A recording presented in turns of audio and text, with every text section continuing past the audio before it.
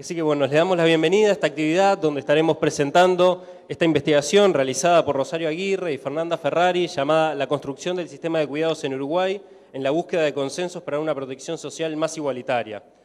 Les repaso un poquito el programa para que quienes no lo tengan a la vista. Contaremos en la apertura con Nieves Rico, de CEPAL, con Ernesto Murro, con Javier Salsamendi, de INAU, con Daniel Lescar, del Ministerio de Desarrollo Social, y con Alma Bellinger, de aquí, del Centro de Formación de AECID. Luego tendremos la mesa de apertura en la que se presentará la investigación a cargo de Rosario Aguirre y Fernanda Ferrari. Luego tendremos una etapa de comentarios donde estará Andrés Escagliola, director nacional de Políticas Sociales, y Beatriz Ramírez, directora de InMujeres. También contaremos con la participación de Clara Fassler y Soledad Salvador desde la sociedad civil. Después tendremos un pequeñísimo corte para después dar comienzo a una mesa integrada por los partidos políticos que llamamos el sistema de cuidados en el próximo periodo de gobierno. Participarán la diputada María Elena Laurnaga del Frente Amplio, Fernando Amado por el Partido Colorado, Verónica Alonso por el Partido Nacional y Daniel Pérez por el Partido Independiente. Después, al cierre, participaremos todos en un brindis, en un almuerzo, en el que desde ya están invitados y se pueden quedar hasta el final. Nada, les cedo la palabra, pero no queríamos dejar pasar esta oportunidad de agradecerle especialmente a CEPAL, a Nieves Rico y también a AECID, al Centro de Formación, por toda la atención que siempre nos brindan para realizar este tipo de actividades. Muchas gracias y bueno, esperemos que sea una muy valiosa instancia de trabajo para todos. Muchas gracias. Bueno, me toca a mí dar la apertura. Como parte del centro de formación de esta casa, les mando el saludo también de Manuel de la Iglesia Caruncho, el director del centro, que bueno, esta mañana se encontraba realmente mal.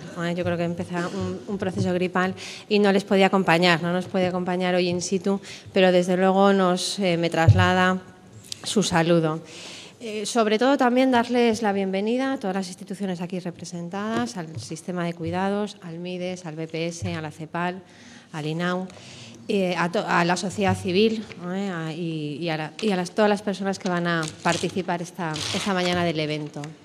Para el centro de formación siempre es un honor recibir a las instituciones de Uruguay y recibir esta serie de actividades que yo creo que se vinculan un poco a la construcción de una ciudadanía y de un país y de unas condiciones de vida mejores. Y siempre que eso se solicite, haremos lo posible, aunque hoy creo que nos están faltando sillas, pero haremos lo posible para acomodar en este centro de formación esta actividad. Solo quería decir tres cositas en relación al sistema de cuidados. Yo creo que vamos a tener hoy una sesión importante de trabajo, pero para la cooperación española y yo creo que para el resto de la región el sistema de cuidados en construcción es un referente de políticas sociales, es un referente de avance social y nosotros, la cooperación internacional, no queremos quedar ajenos a este proceso. Así que de ahí nuestro acompañamiento y nuestro esfuerzo en este momento. Y luego, en este proceso también tan interinstitucional, yo creo que la cooperación también responsablemente se tiene que hacer cargo, ¿no? y adaptarse a esta propuesta. No quiero ocupar más tiempo de la presentación y voy a ceder la palabra a Nieves Rico, de la CEPAL. Muchas gracias.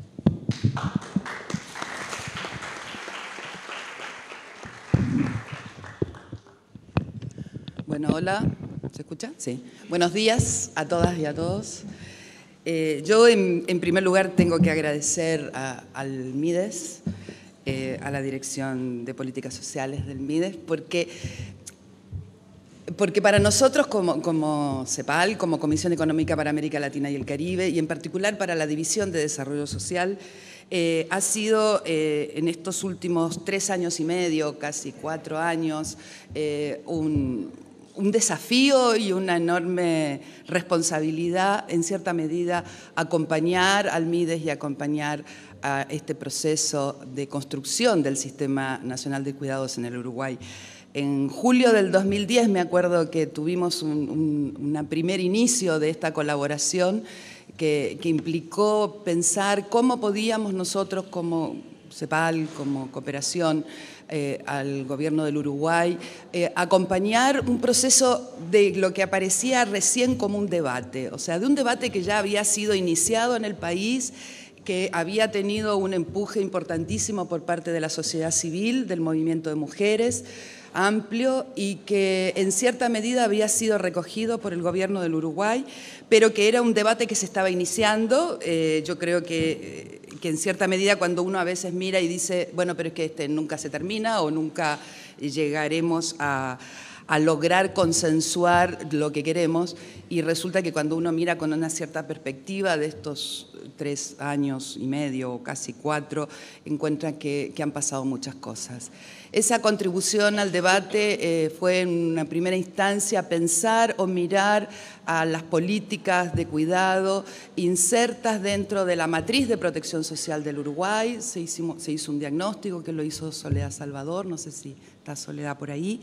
Y luego tuvimos un evento, me acuerdo que fue en diciembre del 2010, y fue un evento en el cual contribuyó todo el sistema de Naciones Unidas del Uruguay, junto con la CEPAL y junto con, y para mí eso fue muy impresionante, en aquel momento estaban todos y cada uno de las distintas entidades gubernamentales que podrían tener que ver, querer decir algo, verse afectados o en cierta medida tener alguna participación en eso que se estaba gestando, que pretendía ser algo más que una idea, que era el Sistema Nacional de Cuidados.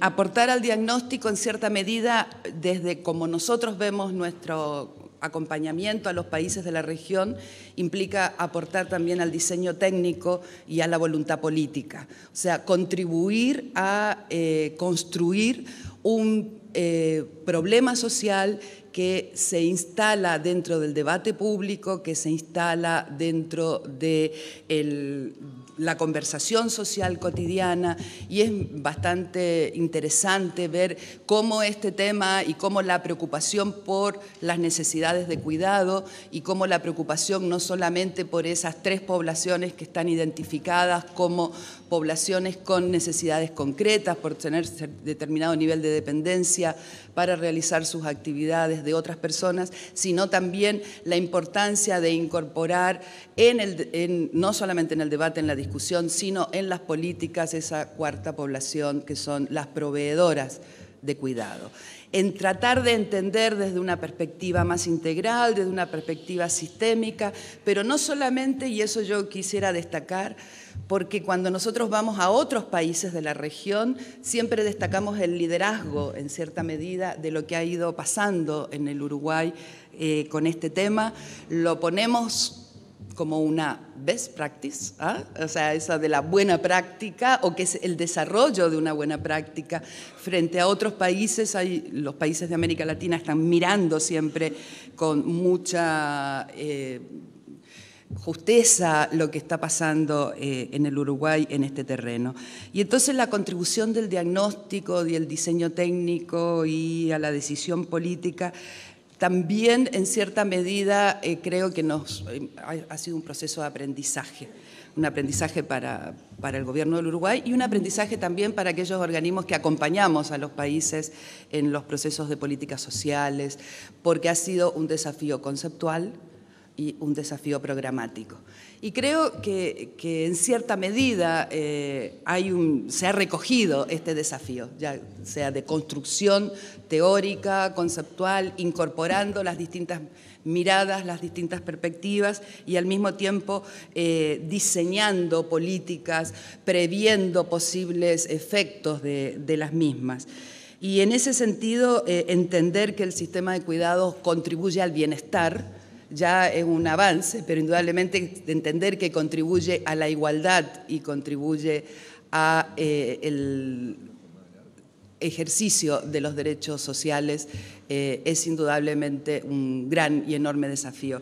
Entonces, cuando conversamos y cuando se enfrenta la idea de que el enfoque de derechos y un enfoque de igualdad de género tiene que cruzar y estar presente en las decisiones políticas y en cada una de de la formulación y los objetivos ex ante. También estamos hablando de igualdad y de ciudadanía, y eso para nosotros como CEPAL y como institución que trata de reforzar la importancia del desarrollo con igualdad en la región es sumamente importante. Ahora, voy a ser breve, pero nosotros mirando y acompañando en cierta medida, a veces un poco más lejos y a veces un poco más cerca, lo que pasaba en el Uruguay, nos empezó a preocupar, porque es otra de las preocupaciones que tenemos, no solamente qué se estaba haciendo, sino cómo se estaba haciendo. O sea, cuáles eran los procesos de consenso, los procesos de negociación, cuáles eran los intereses que estaban en cierta medida poniéndose en juego, cuáles eran las demandas que estaban en el tapete.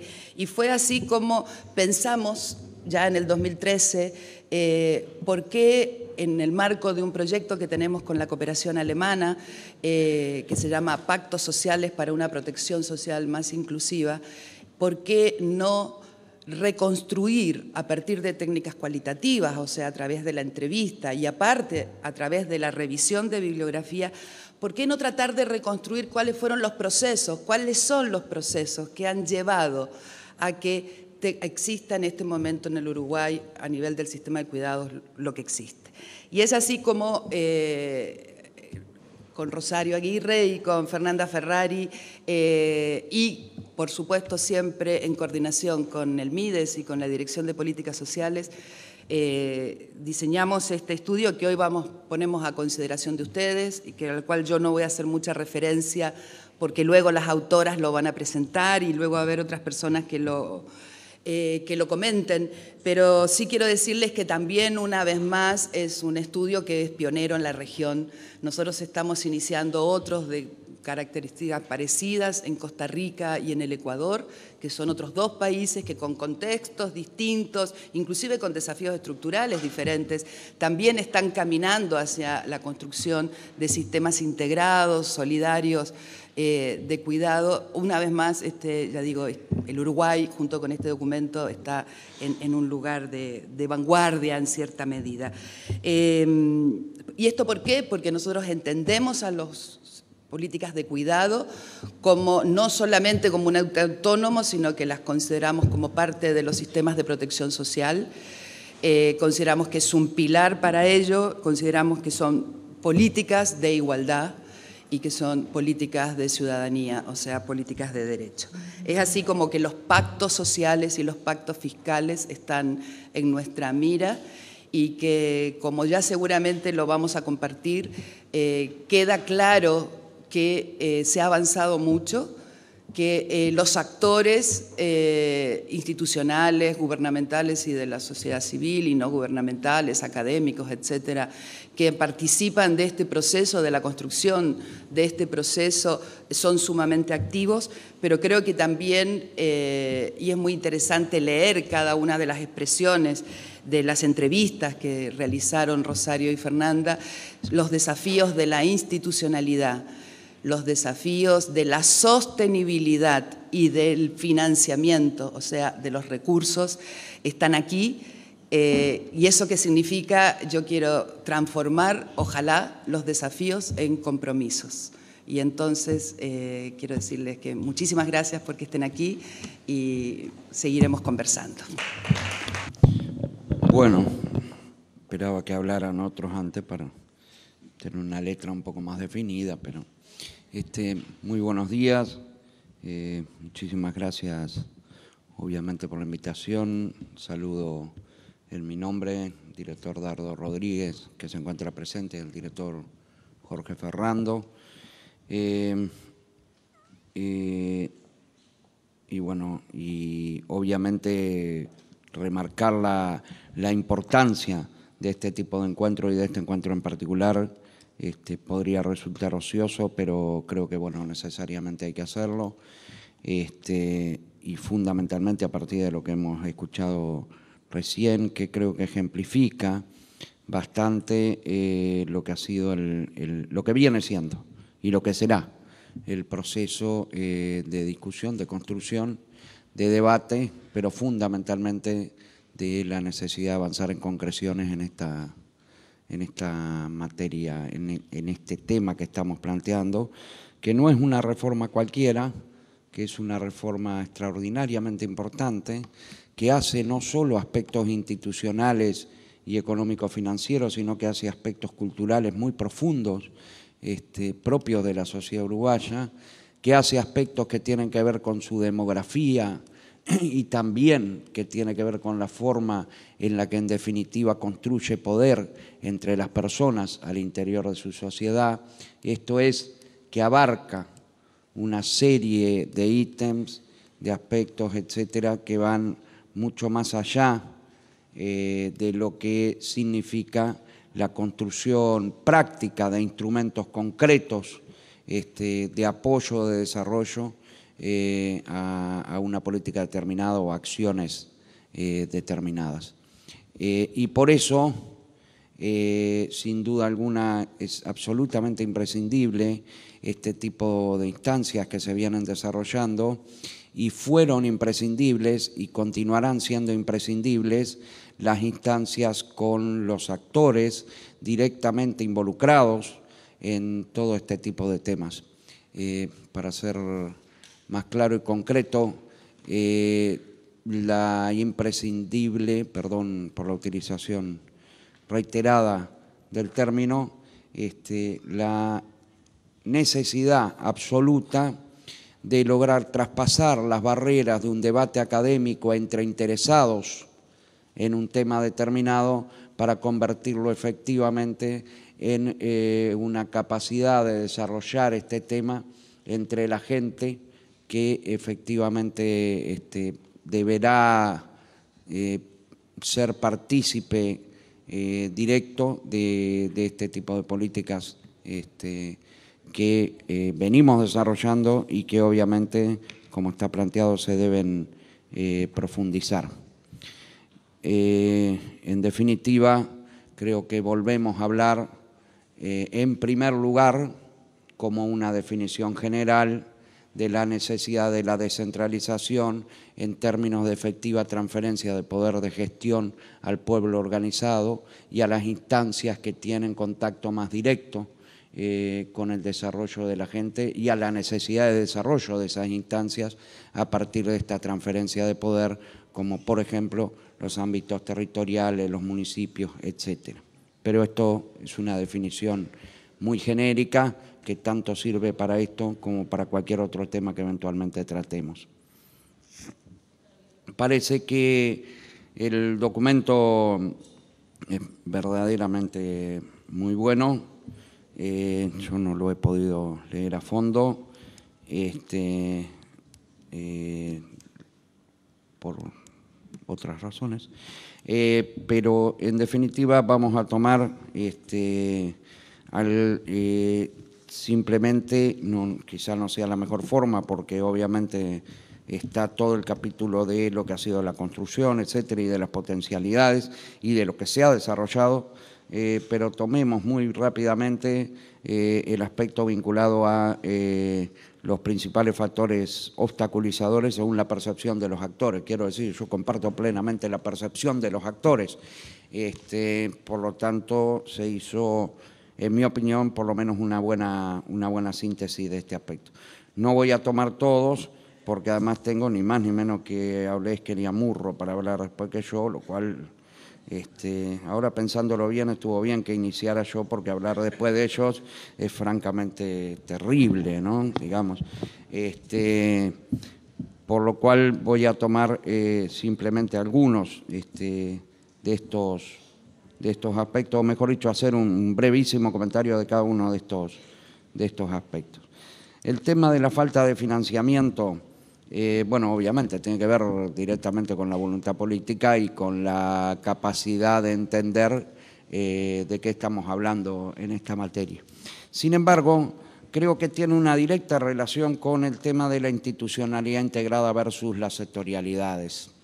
Esto es, buena parte del financiamiento que estas acciones, que esta política y que esta visión de una sociedad, etcétera, tiene que ver con nuestra necesaria capacidad de ir construyendo precisamente un sistema y que tiene que ver con una institucionalidad determinada. Yo lo único que voy a plantear en ese aspecto es, debemos, y creo que hemos avanzado extraordinariamente en cuanto a la capacidad de trabajar interinstitucionalmente.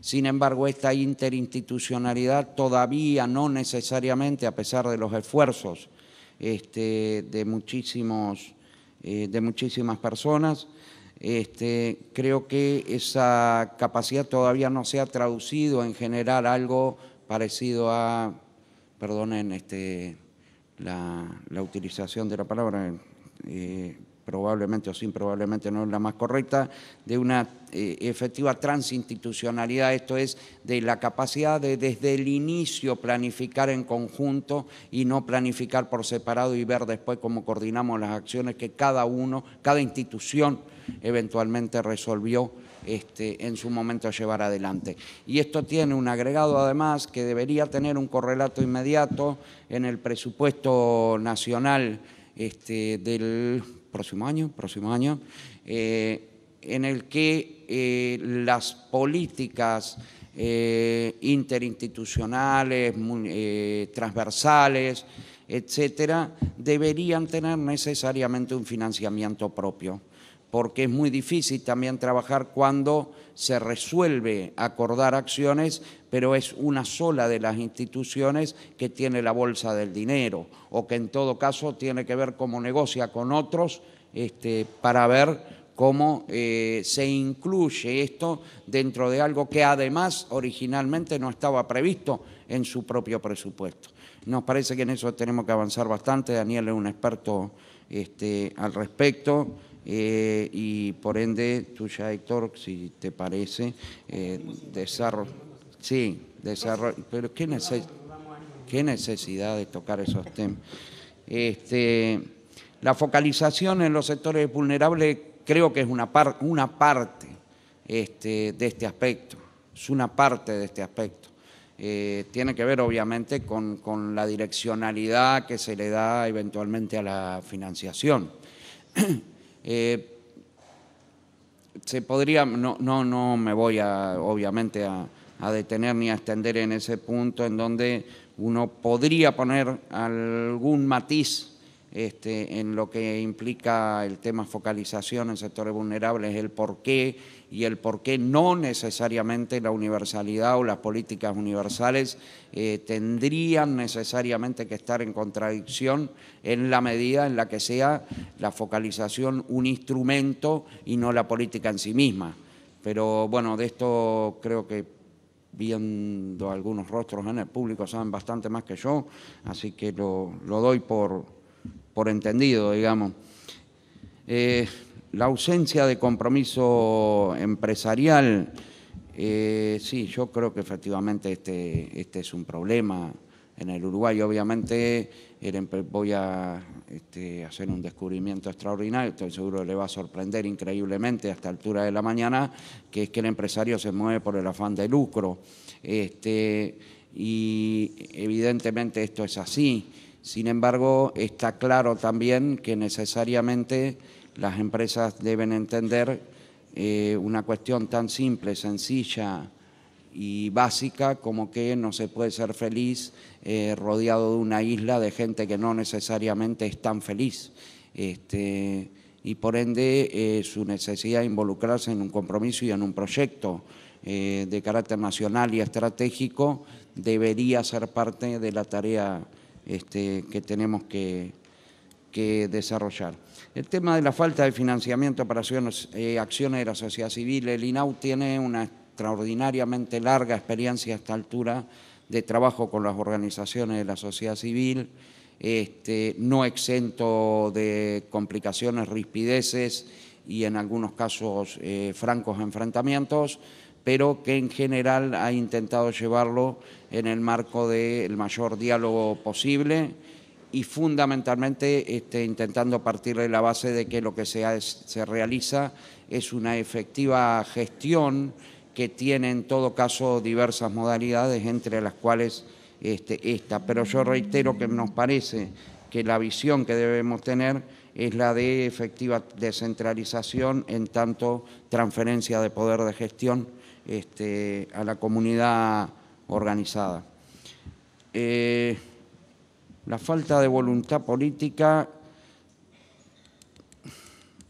yo creo que en todo caso los demás elementos creo que han incidido fuertemente.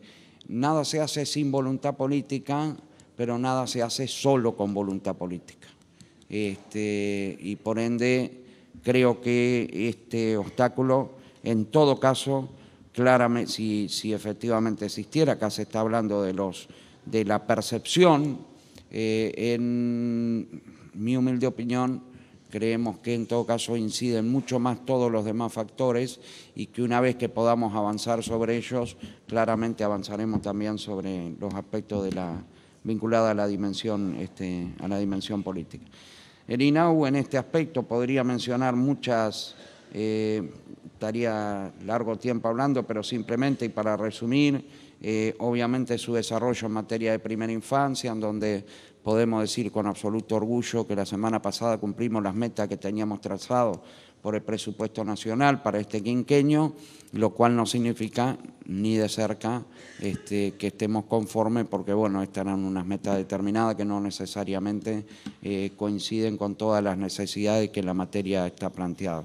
Los asistentes en materia de discapacidad que han trabajado en CAIF nos parece un avance muy concreto, muy importante, que hay que desarrollar, pero lo fundamental, creo, es la política de primera infancia que se ha venido generando y entendemos que la necesaria reafirmación de la primera infancia como una prioridad absoluta a nivel nacional y la consagración de esa prioridad absoluta como una política de Estado que trasciende a los gobiernos, que trasciende a los partidos y que efectivamente creo que a esta altura, afortunadamente, es uno de los elementos que nos van a permitir generar bases de un gran acuerdo nacional en el que, afortunadamente, como señalaba, no hay nadie que se oponga, en principio. Después, cómo hacerlo ya es harina de otro costal, pero arrancamos con una base verdaderamente firme, deberíamos felicitarnos por ello, remarcarlo y en todo caso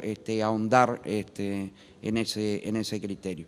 No me voy a poner a hablar acá de lo que debería ser la institucionalidad en materia de primera infancia como parte de la institucionalidad del Sistema Nacional de Cuidado, pero sabemos que ese es un aspecto en el que necesariamente hay que profundizar.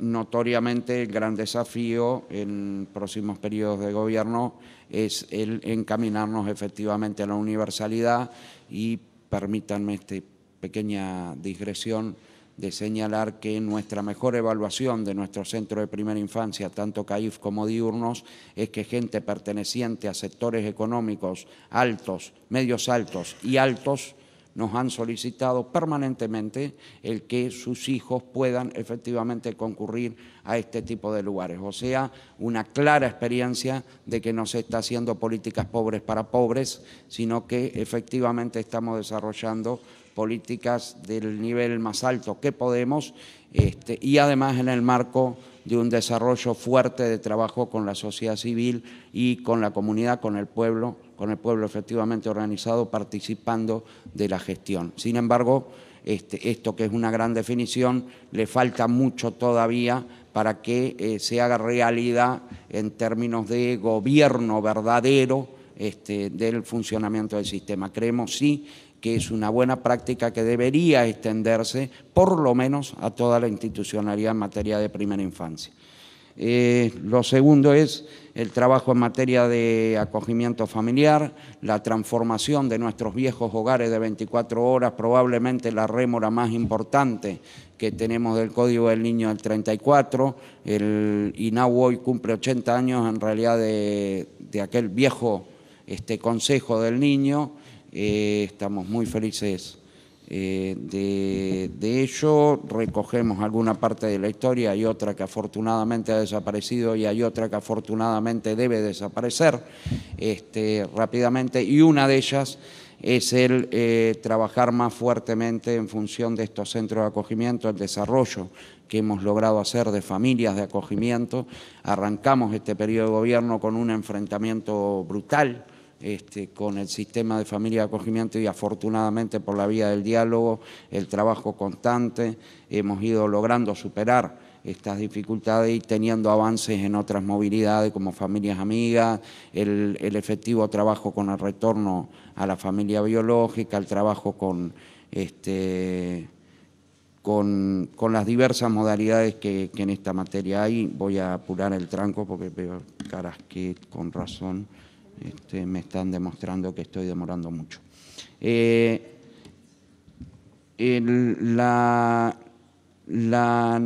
necesidad entonces de poder avanzar en que todas estas diversas políticas sectoriales, y todo el trabajo que desarrolla el INAU en materia de discapacidad, la atención en materia de discapacidad a través de diversas organizaciones en las cuales se da una vez más esta paradoja de la necesidad de fortalecer la interinstitucionalidad, la mirada en común, etcétera.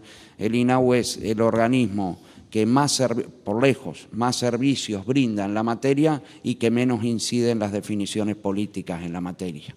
Las dos cosas a la vez.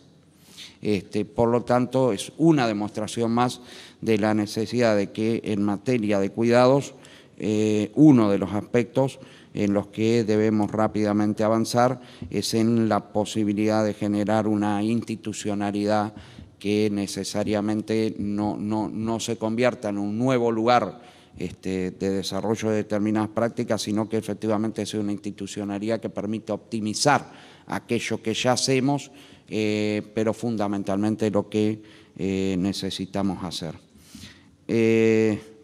Bien, tenía anotado una cantidad bastante grande de cosas acá, pero en honor a vuestro tiempo y también al mío, prefiero dejarlo en todo caso por acá y agradecerles profundamente la invitación, la oportunidad de poder reflexionar de estos temas y el compromiso ineludible e imprescindible de poder continuar caminando hacia la construcción de este sistema nacional de cuidados. Finalmente, el tema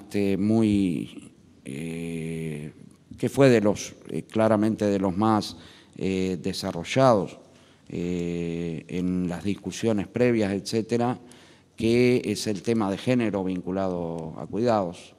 Es notorio, creo que no requiere de ninguna investigación muy a fondo para demostrar y demostrarnos que efectivamente esto es así, y que esto es así no solo en el Uruguay, que los cuidados siguen recayendo fundamentalmente sobre las mujeres, esencialmente sobre las mujeres, es una verdad palmaria, evidente y que rompe los ojos.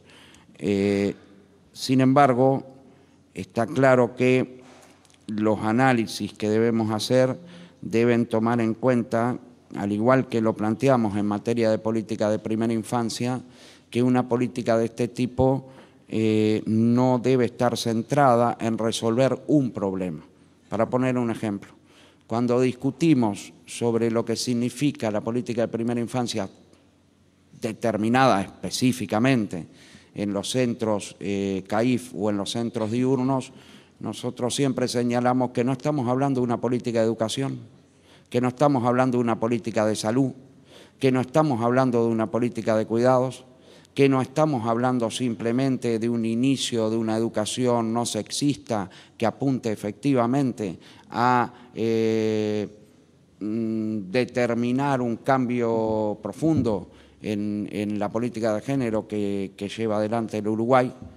No es ninguna de esas cosas, es todas, absolutamente todas.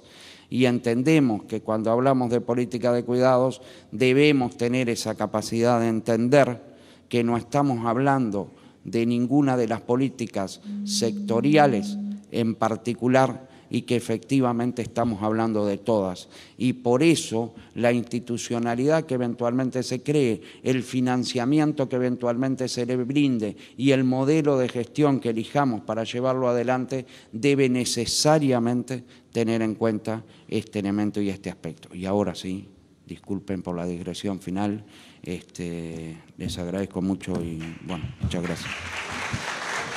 Muy buenos días a todas y a todos. Muchas gracias por la invitación al MIDES y a CEPAL para participar de estas reflexiones. En primer lugar, nuestra felicitación a las autoras. Creemos que este es un muy buen trabajo.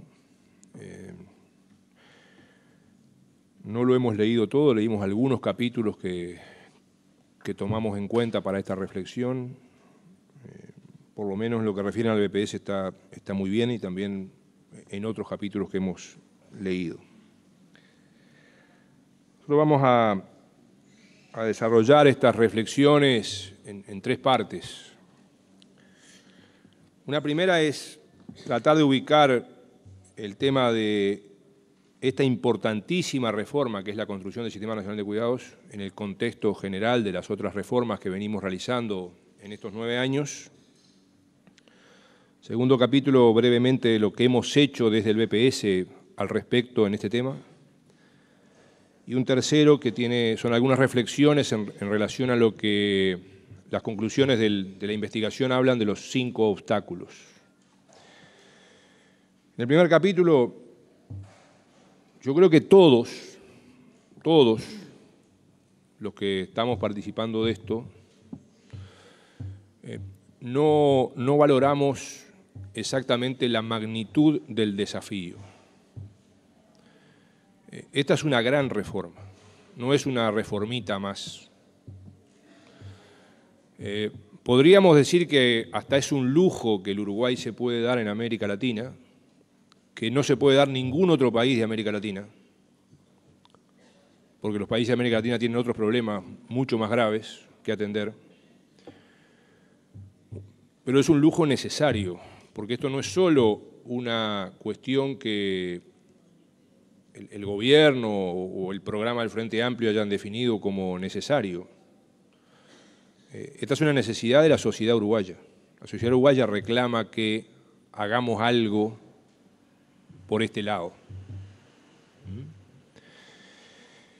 Y creo que la magnitud del desafío es mucho mayor que lo que realmente, inicialmente, todos, reitero, encaramos.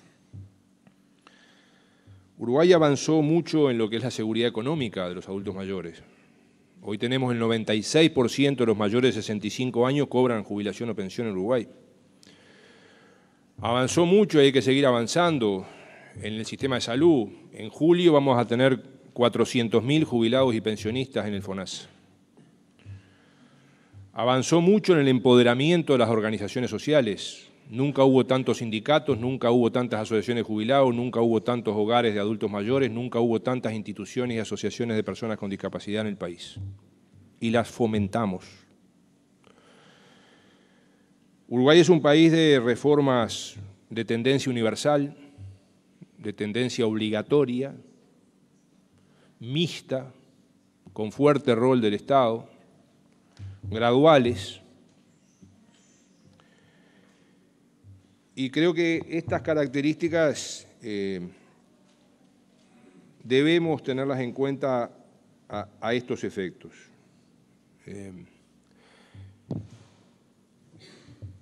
Entrando al que hemos hecho, tratando de ser medio telegrama y medio rápido. Partiendo de la base que suficiente nunca. El día que creamos que algo es suficiente, lo que hemos hecho, habremos fracasado. Es como el día que pensemos que no hay más utopías. Pero sí creo que hay que valorar lo que se ha avanzado. Y hay que valorarlo expresamente. En el caso del Banco de Previsión Social empezó a encarar este tema ya por el 2007 y nos incorporamos al grupo de trabajo a estos efectos en el 2010. Y creo que en ese proceso simplemente me voy a referir a algunas cuestiones particulares específicas que hemos hecho en este tránsito desde el 2010 para acá.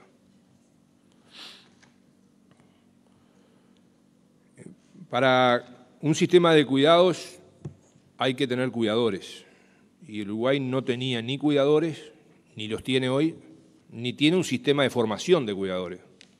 Tampoco lo tenemos hoy. Estamos empezando a ver cómo construimos un sistema de formación. A esta altura se han formado en Uruguay 300 personas, si ampliamos un poco la banda, 400. Eso no da para nada. Pero hay que seguir, bueno, estamos siguiendo en este proceso, ya tenemos un nuevo plan para este año, en coordinación obviamente con el MIDES, que es quien lidera este proceso, el Ministerio de Trabajo, el Ministerio de Salud Pública y otras organizaciones. Se ha aprobado en estos días un nuevo convenio con la Fundación Astur, que preside Enrique Iglesias, con apoyo de la Unión Europea, para desarrollar nuevos cursos, particularmente en el norte del país. Estamos iniciando las capacitaciones para los asistentes personales por discapacidad severa dependiente, que es un decreto que será publicado en las próximas horas. Seguramente Daniel hablará de eso. Y ahí todo un campo para trabajar. Hay otro campo que venimos trabajando, que es cómo articular las políticas de cuidados con algunas cosas que ya veníamos haciendo. Nosotros venimos desarrollando algunos proyectos piloto, pero con vocación nacional, con vocación general. Por ejemplo, el proyecto piloto de teleasistencia, que viene funcionando en 5 departamentos del país, en algunos complejos habitacionales, y estamos evaluando estos días para ver cómo eso lo ampliamos, con la idea de llevarlo a todo el país, un servicio de centro de atención telefónica a las 24 horas, gratuito para jubilados y pensionistas en cooperación con Antel. También con Antel lo que venimos haciendo de integración tecnológica con la entrega de computadoras previo curso para jubilados y pensionistas y especialmente adecuadas para personas con discapacidad. O lo que venimos haciendo con la Facultad de Enfermería y la Escuela de Tecnología Médica en atención básica de salud en algunos complejos habitacionales metropolitanos. O lo que va a significar, reitero, este cambio muy importante, seguramente no quiero extenderme más que el título porque Daniel avanzará en eso, que es el programa de asistentes personales para personas con discapacidad severa dependiente, que se iniciará en los próximos días, inicialmente para unos 2.500 beneficiarios de los que tienen mayor dependencia, dentro de las 17.000 personas con discapacidad severa que cobran pensión por invalidez en el BPS. O esto que venimos haciendo ya desde el año pasado, en coordinación con el MIDES y con otros organismos, con la propia Cámara Nacional de la Alimentación, que es una campaña por el buen trato y el respeto a los adultos mayores, o lo que estamos haciendo ahora, que es el llamalos, esto que le copiamos, esta buena idea que le copiamos a la Administración de la Seguridad Social Argentina y que estamos desarrollando en estos días en el marco de la Semana Mundial de la Seguridad Social. O el centenar de actividades intergeneracionales que hacemos ya desde hace 2 años, en 3 semanas al año, en la última semana de abril, la semana en torno al 19 de junio y la primera semana de octubre, donde ahí se combinan asociaciones de jubilados, clubes de abuelos, hogares de adultos mayores, con el INAU, con CAIF, con las escuelas, con los liceos, con las UTUS en todo el país, haciendo actividades de acompañamiento, de recreación, de debate, de arte, en este sentido.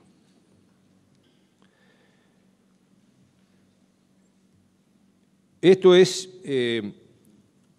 las cosas como nuevas que se han venido haciendo y algunas cosas nuevas más grandes, como es, por ejemplo, la reciente ley de maternidad, paternidad y cuidados, que tiene solo 5 meses de vigencia y donde ya hay 17.000 beneficiarios. Y esto creo que es una cosa muy importante. Entre ellos, algo que hay que destacar y ver cómo potenciar, porque creo que es algo que rompe algunos hechos históricos, que es los primeros 43 hombres que piden medio horario. Son pocos, pero son los primeros 43. Y creo que esto es un avance que hay que ver cómo potenciar en este aspecto. Pero reitero que Uruguay se haya puesto a la vanguardia a nivel internacional con esta ley 19.161, vigente solo desde fines de noviembre, y que ya tenga 17.000 beneficiarios, es un avance sustantivo, cualitativo en el país. Esto yo creo que se suma a las cosas que históricamente se vienen haciendo. Yo creo que no hay una valoración suficiente y que debiéramos colectivizarla y discutirla de lo que, por ejemplo, significan los 600 millones de dólares anuales que el BPS presupuesta para las 150.000 personas con discapacidad en Uruguay. Y que tenemos que esto que verlo y analizarlo, y que esto viene creciendo además. Y cuando hablamos de crecimiento, estamos hablando de un crecimiento del 40% en beneficiarios promedio y un 40% o más en montos que esos beneficiarios cobran, entre otros servicios. El tercer y último capítulo tiene que ver con el tema de los obstáculos. Me parece que es un buen resumen ese que allí se plantea, y sobre el mismo nos permitimos hacer algunas reflexiones. Uno es el tema del financiamiento. Pero en el tema del financiamiento, Uruguay debemos reflexionar acerca del financiamiento de esta importantísima política pública. Porque, por ejemplo, Uruguay tiene de las cargas más altas del mundo del bolsillo de los trabajadores. El aporte del 21%, que es el aporte que se hace promedio para jubilaciones y salud, es de los más altos del mundo. Por tanto, yo creo que pensar el financiamiento del sistema de cuidado, en nuestra atrevida opinión, debe pasar por mecanismos de redistribución de la riqueza. Porque no podemos abusar de que los trabajadores no se quejen de esto. Los trabajadores en Uruguay no se quejan de tener tan alta carga de bolsillo. Se quejan los empresarios que tienen la carga de bolsillo más baja de la historia. El aporte patronal al BPS es el más bajo de la historia, igual piden menos. Los trabajadores tienen el más alto, de los más altos del mundo, y ustedes no van a ver, mañana no van a ver que los trabajadores el 1 de mayo digan queremos que se rebajen los aportes a la Seguridad Social. Pues esta es la realidad que tenemos en Uruguay. Y bueno, de esta realidad me parece que debemos partir. El otro aspecto que me parece importante reflexionar es el de la interinstitucionalidad. Nosotros dijimos suficiente nunca, pero nunca hubo tanta interinstitucionalidad en el Uruguay como en estos últimos periodos de gobierno. Nunca tanta. Miren, el que les habla tiene 22 años en el BPS. Como representante de los trabajadores, ahora como presidente, he pasado por todos los gobiernos. La disminución del chacrismo gubernamental es absolutamente inédita. No es suficiente. Ahora, ¿cómo hubiéramos hecho la reforma de la salud si no hubiera habido interinstitucionalidad? ¿Cómo se hubiera hecho la reforma tributaria si no hubiera habido interinstitucionalidad? Nosotros hoy estamos recaudando el 95% del impuesto a la renta. ¿Cómo se hubiera creado el CIAS, una poderosísima herramienta que yo creo que tenemos que valorar mucho más los uruguayos, que es este sistema de información integrado del área social? Si no tuviéramos hoy ya cerca de una decena de organismos que aportan información a ese lugar centralizado de información.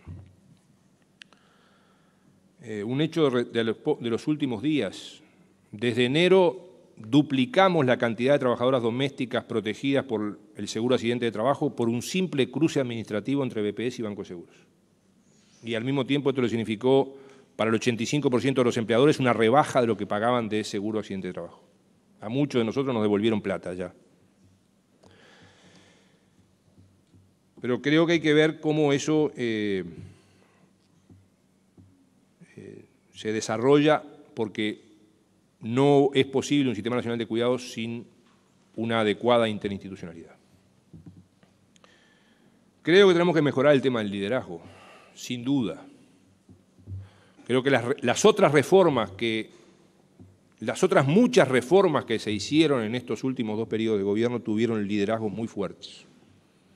No hubiera habido reforma tributaria sin un liderazgo del Ministerio de Economía, no hubiera habido reforma de la salud sin un liderazgo del Ministerio de Salud Pública. Esta otra gran reforma necesita un fuerte liderazgo.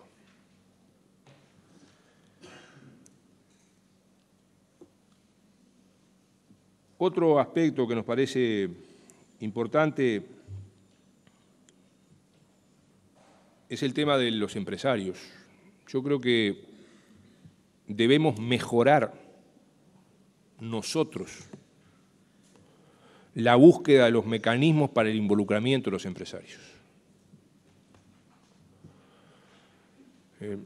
Yo no diría que solamente este es un problema de que los empresarios no se han querido meter en este negocio. Es más, se han metido. La pucha, creo que es de las actividades que más ha crecido en Uruguay en los últimos años, es el sistema de servicio de acompañantes.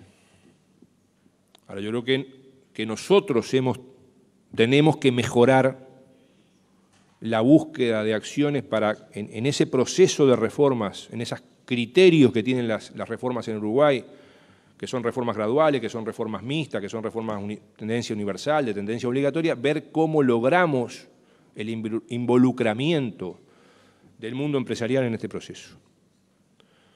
El mundo empresarial, por ejemplo, fue muy reactivo a las propuestas de la ley de maternidad, paternidad y cuidados.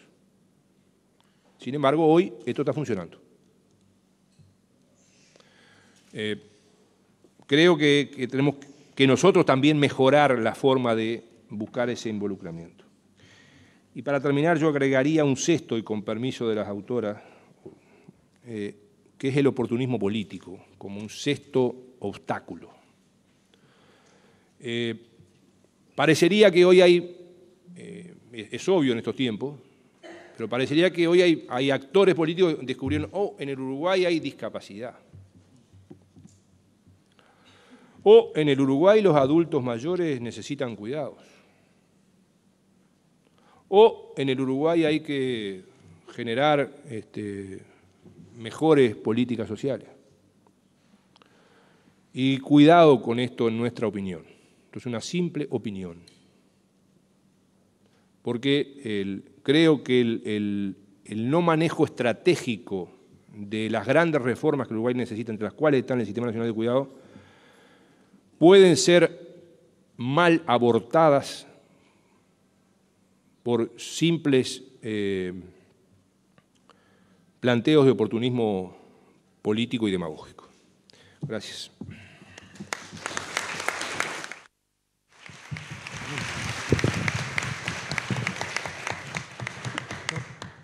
Bueno, buenos días a todos y a todas. Yo voy a culminar esta mesa de apertura con 5 reflexiones.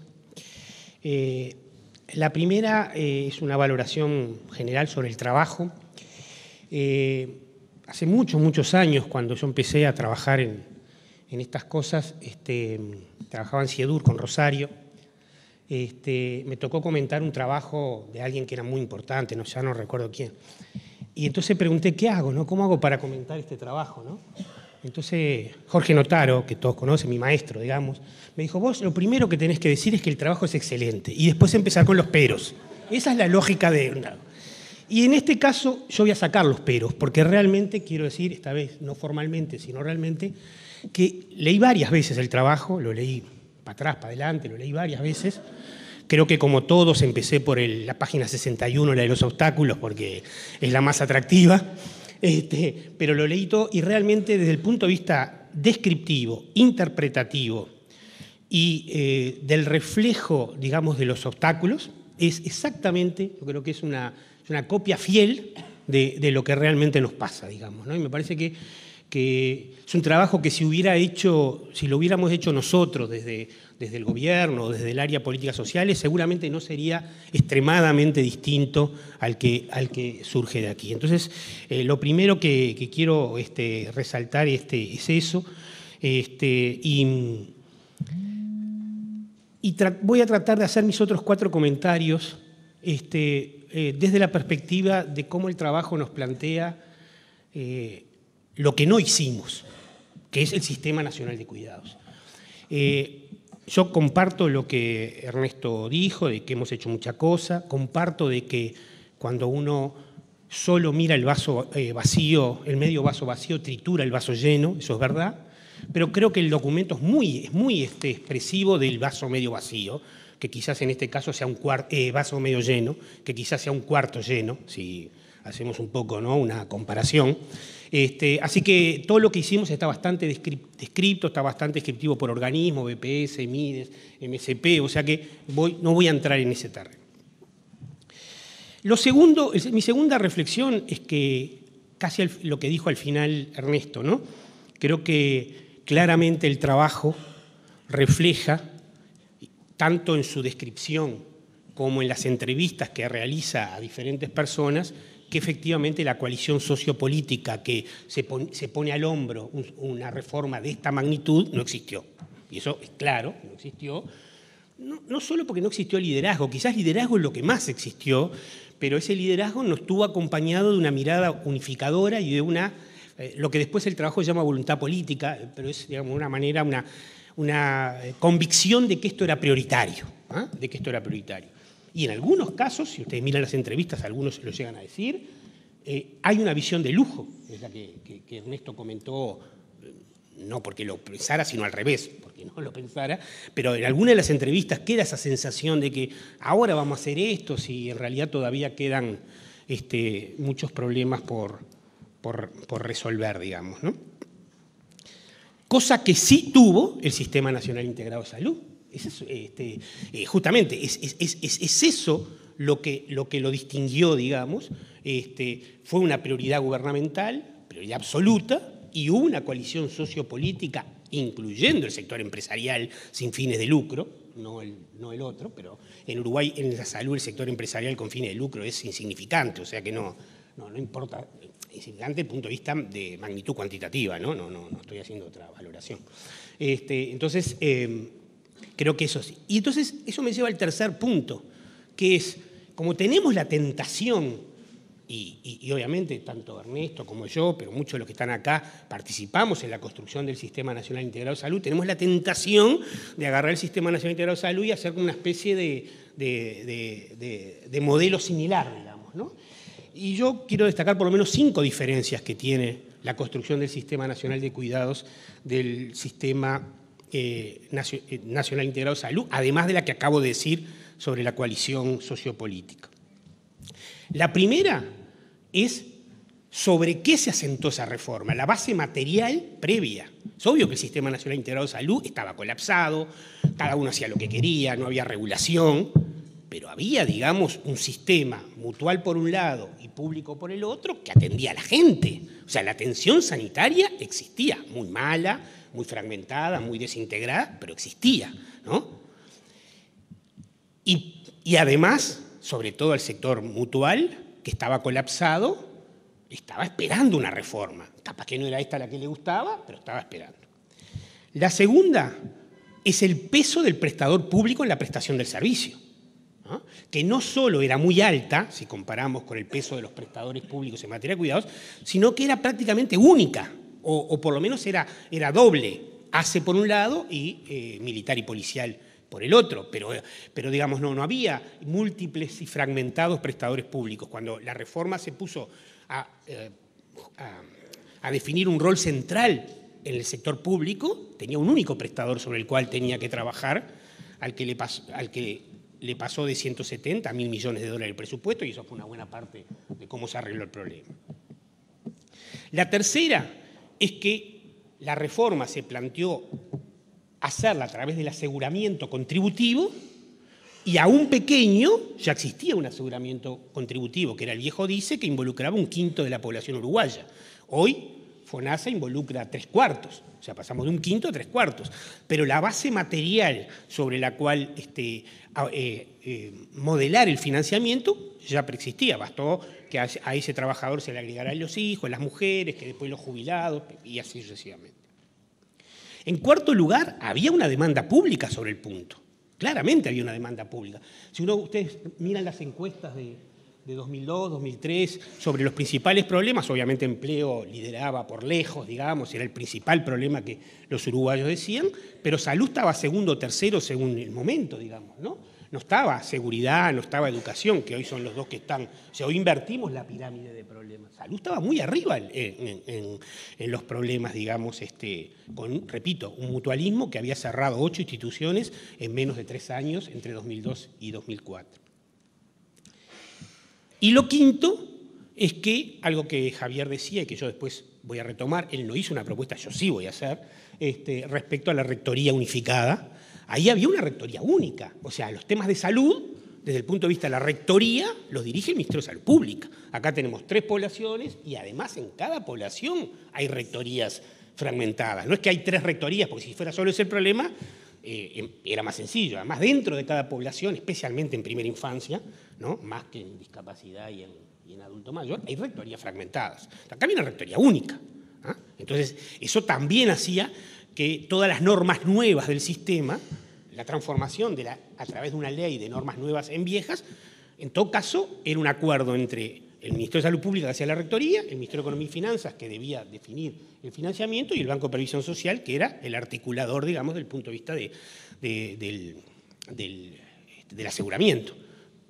O sea, obviamente, al votarlo a la bancada de gobierno, todos tuvieron que estar de acuerdo, pero no era que tocaba demasiados callos, no. Entonces, esas 5 diferencias nos tienen que evitar esta tentación, ¿no? De decir, lo vamos a construir de la misma manera. Después voy a volver a esto con las prioridades, que es mi último punto. El cuarto punto es, ahora sí voy a la página 61, que es la de los obstáculos.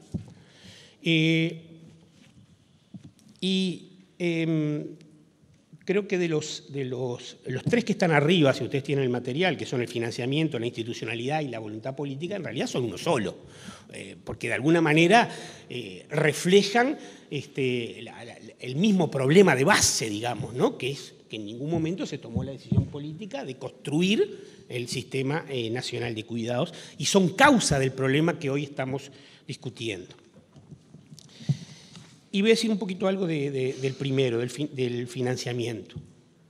No solo esto es un problema de volumen, de monto, ¿no? Es decir, obviamente el Sistema Nacional de Cuidados requiere un volumen de financiamiento muy importante. Probablemente cuando en el 2015 se presupueste el Sistema Nacional de Cuidados, el volumen de recursos va a ser menor que el que se hubiera necesitado en el 2010 por todas estas acciones que comentaba. Obviamente los asistentes personales para la discapacidad, por lo menos para 2.500 personas, ya van a estar financiados. Va a haber una serie de acciones que a la hora de la cuenta van a decir, bueno, esto cuesta X, pero es X menos Y, porque yo tengo que descontar esto, que ya está en el presupuesto público. Pero igual el volumen de recursos es muy importante, ¿no? Pero también hay que discutir el modelo de financiamiento, ¿no? Yo creo que un sistema mixto entre financiamiento de rentas generales y financiamiento contributivo es efectivamente redistributivo. No siempre el financiamiento contributivo, no podemos afirmar, más bien lo contrario, que el financiamiento contributivo no es redistributivo. Cuando yo hablo de financiamiento contributivo, incluyo 2 componentes, el financiamiento por aportes y el financiamiento por copagos. Es impensable un sistema de cuidados que sea universal sin pensar que debe haber copagos de la población que asume los cuidados. O sea, obviamente esos copagos tienen que ser inversamente proporcionales al nivel de ingreso de las personas. Bueno, eso está claro. En el sistema de salud no hemos podido. Eso es uno de los problemas de deuda que todavía tenemos. Tenemos un sistema de copagos que es plano, no es proporcional, digamos, ¿no? Aunque ha bajado muchísimo, ¿no? O sea, yo creo que hay unas series ahí que ha bajado mucho. De ser el 14% de los ingresos del sistema mutual, hoy es el 6%.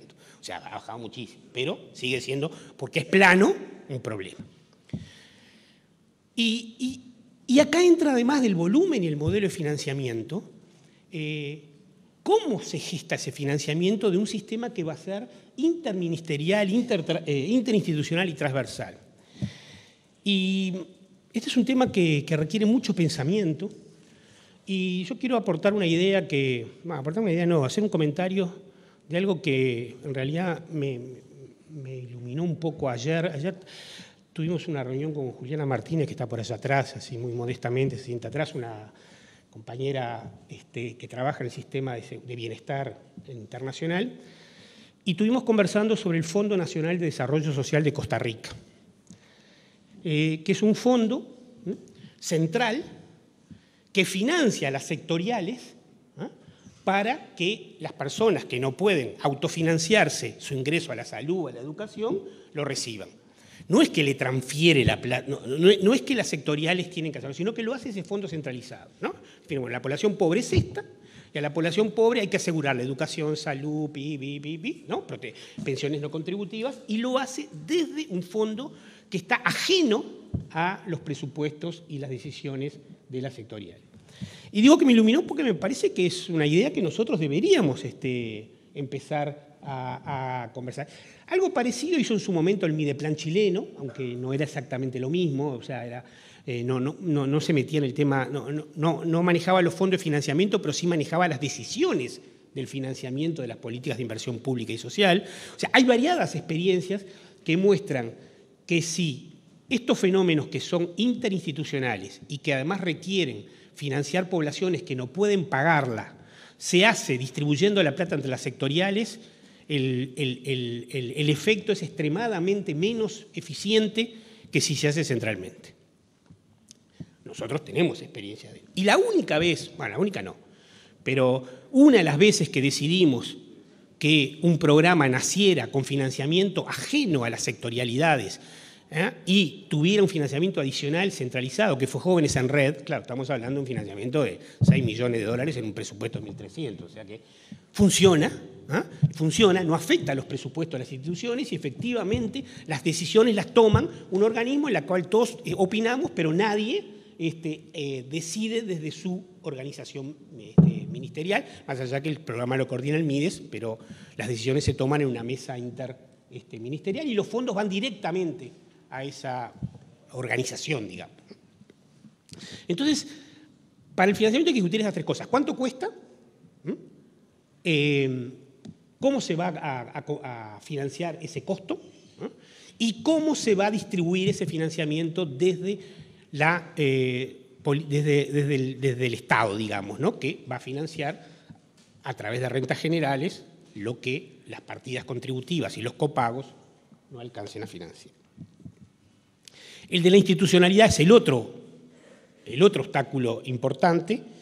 Es obvio que en este caso, más allá, digamos, de que el grupo de trabajo acordó, y esto está bien que sea así, nosotros lo impulsamos mucho, de que de alguna manera, si en algún momento hay una Junta Nacional de Cuidados, siguiendo el modelo de la JUNASA, el MIDES debe presidirla, lo que hay que definir es quién rectoriza cada una de las poblaciones. Y para eso hay que profundizar en el concepto de rectoría. ¿Qué es la rectoría? La rectoría es controlar que los derechos que se le asignan a las personas se cumplan, modular el aseguramiento y el financiamiento y garantizar la interinstitucionalidad de los organismos que tienen que ver con la política en tal. Eso es lo que significa rectoría. No significa que tiene que prestar el servicio. Un rector puede prestar servicio. De hecho, cuando nosotros llegamos a salud pública, el MSP era rector y prestador. A nosotros nos parece que esa no es una buena política, pero podría darse. Pero en todo caso, si el rector además es prestador, en este caso el INAU, que para nosotros es el organismo rector en primera infancia, claramente, esa es una definición que tenemos en el Ministerio, no hay duda que eso sea así, aunque la ENIA del 2005-2010 haya dedicado una paginita a ponerlo en duda, ¿no? O a preguntarse si esa era la mejor, ¿no? Para nosotros no hay duda que es así. También podría prestar servicios. Lo ideal sería que paulatinamente los dejara de prestar esos servicios, pero esa es otra discusión que es la misma que hicimos con MSP y ACE. Pero claramente tiene que haber un rector en cada una de las tres políticas. No puede haber multiplicidad de rectorías si queremos construir un sistema que tenga ese financiamiento unitario, interinstitucionalidad y transversalidad entre las rectorías. Creo que lo de la ausencia de compromiso empresarial es bastante claro. Y la que sí creo que no es una causa, sino una consecuencia, o sea, de las 6, todas son causas de que la que creo que es una consecuencia y no una causa, es la focalización en sectores vulnerables. Yo estoy seguro, y además lo hemos discutido mucho entre nosotros, particularmente con Andrés, nuestro director de políticas sociales, es que si hubiéramos tenido la decisión de que el sistema se construía y lo que había que discutir eran etapas en la construcción del sistema, no avances para resolver los problemas de cuidados, ¿no? No necesariamente hubiéramos empezado, al menos en primera infancia, claramente, por el sector más vulnerable. Seguramente hubiéramos empezado por los hijos de las trabajadoras formales de bajos ingresos, que seguramente hubiéramos empezado por ahí. No lo puedo asegurar porque nunca se dio, pero eso estuvo planteado y era nuestra opinión, digamos. ¿Por qué empezamos por los sectores más vulnerables? Porque no estamos trabajando en una primera etapa en la construcción del sistema de cuidados. Estamos trabajando en resolver el problema de cuidados en donde había mayor vulnerabilidad, y así lo hicimos. Yo comparto con Javier que hoy los CAIF tienen las condiciones absolutas para hacer un servicio universal. Ya hay hoy niños y niñas que no pertenecen al primer quintil, que claramente lo hay, y claramente esa tiene que ser nuestra meta. Y es bueno además que ya haya hoy, porque construir una política universal linealmente, integrando primero a los más pobres, después a los menos pobres y así sucesivamente, también lo veíamos ayer en la conversación, en la conferencia que nos dio Juliana, parece no ser el mejor método, porque hay que involucrar desde el inicio, y la reforma de salud es un ejemplo de eso. Nosotros, la reforma de salud, empezamos por integrar a los trabajadores formales, a sus hijos y a su cónyuge. Y para los trabajadores formales de altos ingresos, eso significó una pérdida de ingresos, porque el 6% que pagaban era mucho más que pagar las cuotas mutuales que tenían que pagar antes, y para los trabajadores de 30.000 pesos para abajo era un negocio redondo, digamos, ¿no? Y por lo tanto ahí sí una coalición sindical, social, laboral, que se involucró en esto, porque resolvimos un problema, pero actuando primero sobre ese sector. O sea que por eso quiero decir que esto de la focalización de sectores vulnerables yo lo veo más como una consecuencia de que en cierto momento no tuvimos condiciones para crear el sistema y dijimos, bueno, hagamos acciones que ayudan en ese sentido. Lo mismo los asistentes personales. ¿Cuál es nuestra prioridad en los asistentes personales? Como decía Ernesto, hay 17.000 personas con discapacidad severa. De ellos hay un conjunto importante que además tienen dependencia severa.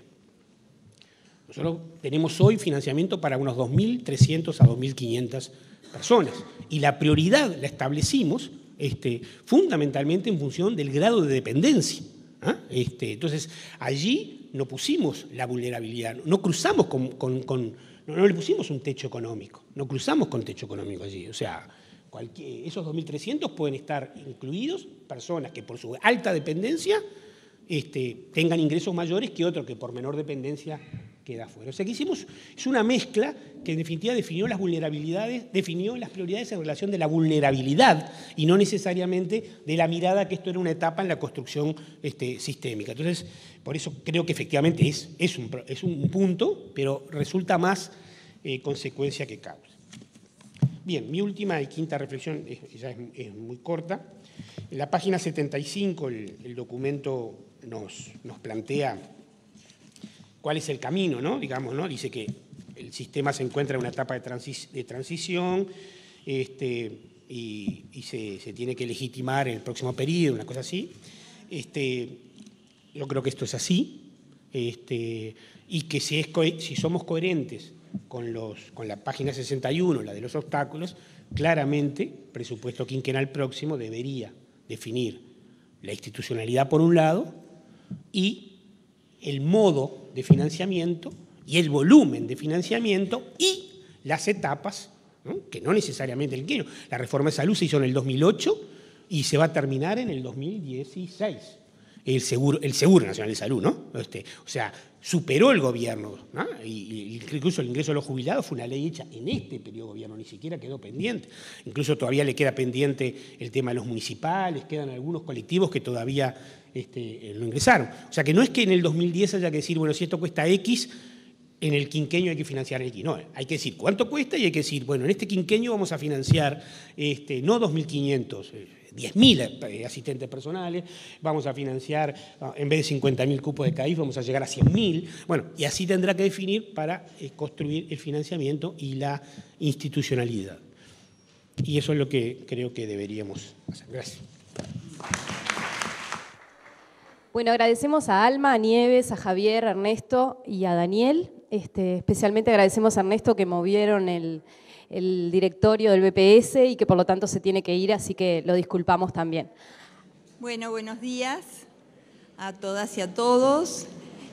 Es un placer para nosotras, para Fernanda y para mí, compartir esta jornada de presentación de un documento. Siempre presentar un documento es una alegría, pero también provoca tensiones. Le agradecemos muchísimo a la mesa de presentación los comentarios que ya adelantaron sobre el trabajo. Y también queremos muy especialmente agradecer la oportunidad que nos brindó la CEPAL, la confianza que depositó en nosotras para la realización de este trabajo, el acompañamiento que nos hizo durante todo el proceso, cuerpo a cuerpo, ¿verdad, Nieves?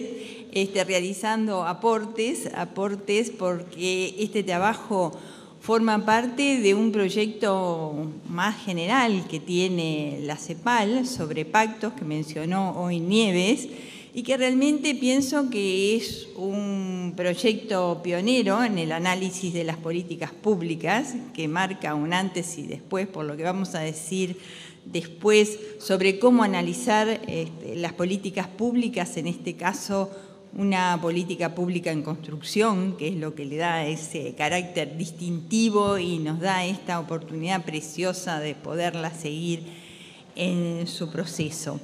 El equipo de la CEPAL, entonces, liderado por Nieves, nos apoyó muchísimo durante todo este proceso, así como también las autoridades del MIDES, la Dirección de Políticas Sociales y distintas personas del equipo de la dirección fueron indispensables para poder llegar a este resultado.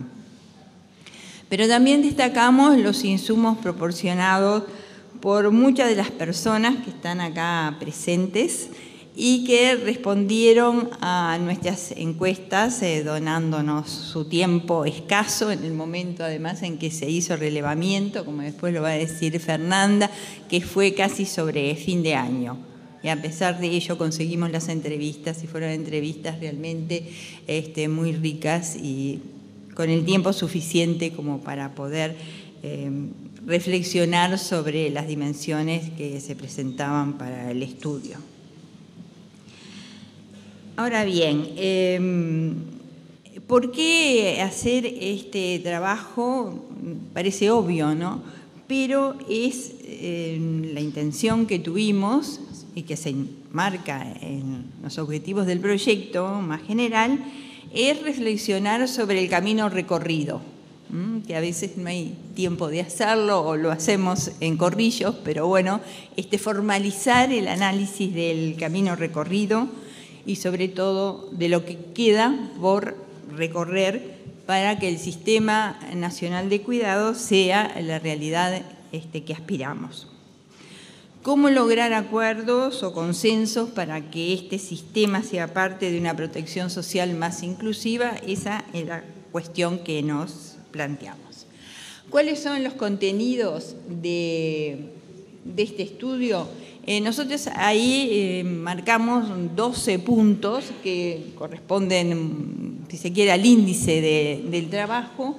Pensamos que los vamos a desarrollar todos si ustedes tienen la paciencia de escucharnos, pero veremos cómo vamos avanzando.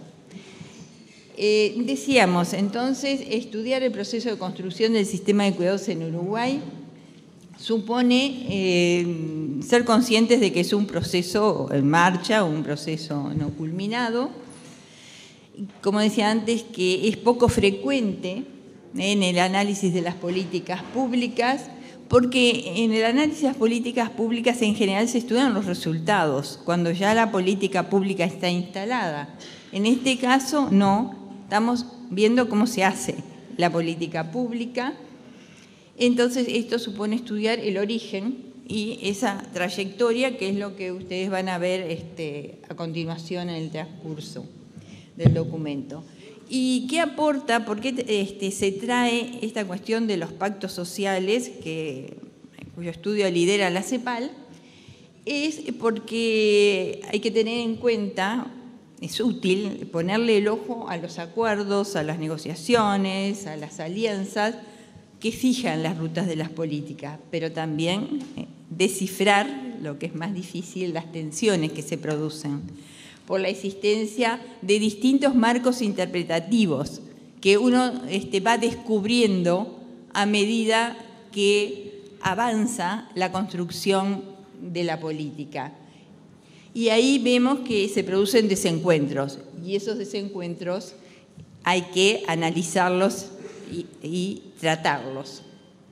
Entonces, me parece importante mostrar el marco de análisis proporcionado por la CEPAL. Hay un documento publicado el año pasado de Maldonado y Palma que nos dio como un mapa, ¿verdad?, de las discusiones actuales en ciencia política y en sociología política, que son muchas, ¿verdad?, sobre todo en el mundo anglosajón y en Francia, que estudian estos procesos. Esa literatura todavía es poco utilizada y conocida en la región, pero bueno, vamos avanzando y también vamos adaptándola, ¿verdad?, a las necesidades de estudiar estos procesos propios de nuestros países. Ahí rescatamos, digamos, 5 aspectos de esta literatura que considera los marcos conceptuales de la política social. Nosotros no la podemos estudiar si no desentrañamos desde qué marcos conceptuales está planteada, qué valoraciones e ideas hay acerca del bienestar social, del rol del Estado, de la sociedad civil, de las familias y del mercado. También es necesario identificar los actores protagonistas, quiénes están en este proceso, quiénes están activamente participando, proponen, negocian, ganan, pierden, y también quiénes no están. Se analizan las prácticas y las estrategias, el conjunto de tácticas y maniobras instrumentales de los actores. Se analizan los factores, ahí hay un análisis de factores que va a presentar Fernanda, que condicionan las dinámicas del proceso y que son facilitadores o obstáculos. Vieron que en la mesa, se centraron en los obstáculos. Y da cuenta también de los resultados de la política. ¿Cuál fue la estrategia metodológica? ¿Cómo hicimos para acercarnos, una aproximación a partir de ese marco conceptual? Combinamos 2 estrategias: el análisis cualitativo de información secundaria, es decir, la bibliografía especializada sobre el tema, distintos estudios, investigaciones, y los documentos elaborados por el grupo de trabajo. Es decir, en este proceso se fueron elaborando distinto tipo de insumos muy importantes e ilustrativos.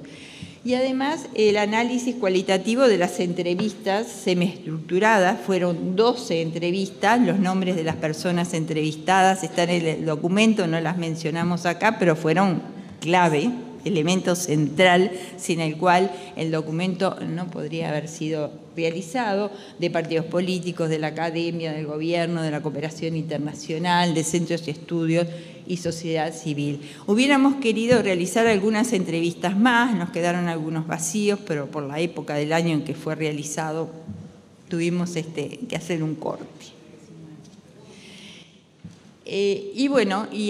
Para realizar las entrevistas operacionalizamos las dimensiones que están contenidas en el documento de Maldonado y Palma que antes mencionaba. Sí. Entonces, lo primero que debemos decir, y que ustedes ya lo tuvieron evidenciado en la mesa previa, es que el contexto político importa, ¿verdad? Sin este contexto político del que dieron cuenta los participantes de la mesa anterior, esta necesidad no hubiera cuajado dentro de la agenda política institucional.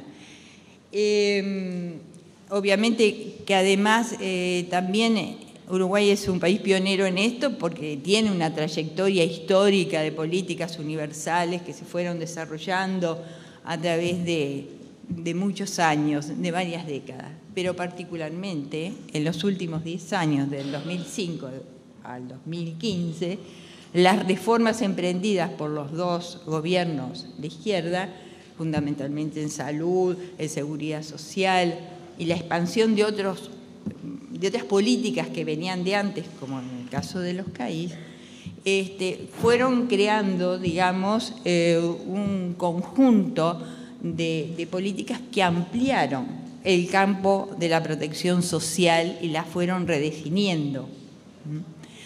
En ese contexto, el Sistema Nacional de Cuidados aparece como cubriendo nuevos riesgos, resultado de transformaciones económicas, sociales y culturales más recientes. Sobre esto ya hemos trabajado bastante y todos ustedes han escuchado los diagnósticos que se han hecho en este campo. Aparece como un nuevo pilar del sistema, complementándolo y llenando vacíos. Ahora, hay una reconfiguración del escenario en esta materia de la protección social que hace necesario que haya nuevos pactos sociales y fiscales para que esto sea posible, asegurando así un enfoque de derechos, ¿no?, que esto también fue reiterado en la mesa anterior, que traduzca, y estas son frases de Daniel, en más oportunidades para quienes tienen menos. Bueno, en este escenario es decir que ubicamos el surgimiento y el desarrollo del Sistema Nacional de Cuidados. Y queremos destacar el rol que ha tenido, porque es muy importante y no siempre sucede en la definición de una política pública, pero cada vez más sí, es que la información y el conocimiento tuvo un rol fundamental para poder implantar en la agenda el Sistema Nacional de Cuidados, porque hubieron avances muy importantes en la información y en el conocimiento, que parte de las encuestas de uso del tiempo que se vienen realizando en el país desde el 2003, ahora tenemos las del 2013, la última encuesta de hogares del 2012, el censo de población del 2011, y una multitud, yo diría, de investigaciones que aparecen identificadas en el documento, que han mostrado efectivamente la existencia de brechas de género, socioeconómicas y étnico-raciales en el acceso al bienestar entre las personas y entre distintos tipos de hogares y a través del ciclo de vida. Eso ha sido fundamental como insumo para la discusión, el debate y argumentar y fundamentar la necesidad de este sistema. Bueno, y queremos destacar que han habido alianzas virtuosas para que esto fuera posible entre la academia, el gobierno y la sociedad civil. Y esto me parece importante destacarlo también como una nota distintiva de este proceso, y es que este proceso de instalar una política pública ha sido un proceso que ha tenido un carácter reflexivo, en ese sentido, porque la teoría sociológica emplea este término, y que se tradujo, digamos, en distintas etapas del proceso de construcción del sistema, carácter reflexivo de este sistema. Bien. Entonces, ahora Fernanda va a mostrar los hitos del Sistema Nacional de Cuidado y algunas cuestiones más. Nos dividimos con Rosario para poder hacerlo más dinámico. No van a ser muchas tampoco divisiones, sino que van a ser simplemente dos. Un poco el objetivo que me toca es relatar la parte más descriptiva de cómo se va configurando el Sistema Nacional de Cuidados. Respeta también la lógica del documento, pero claramente por motivos de espacio y de tiempo lo vamos a hacer de manera muy resumida, también para no abusar del tiempo. Entonces vamos a decir de manera de titular aquellas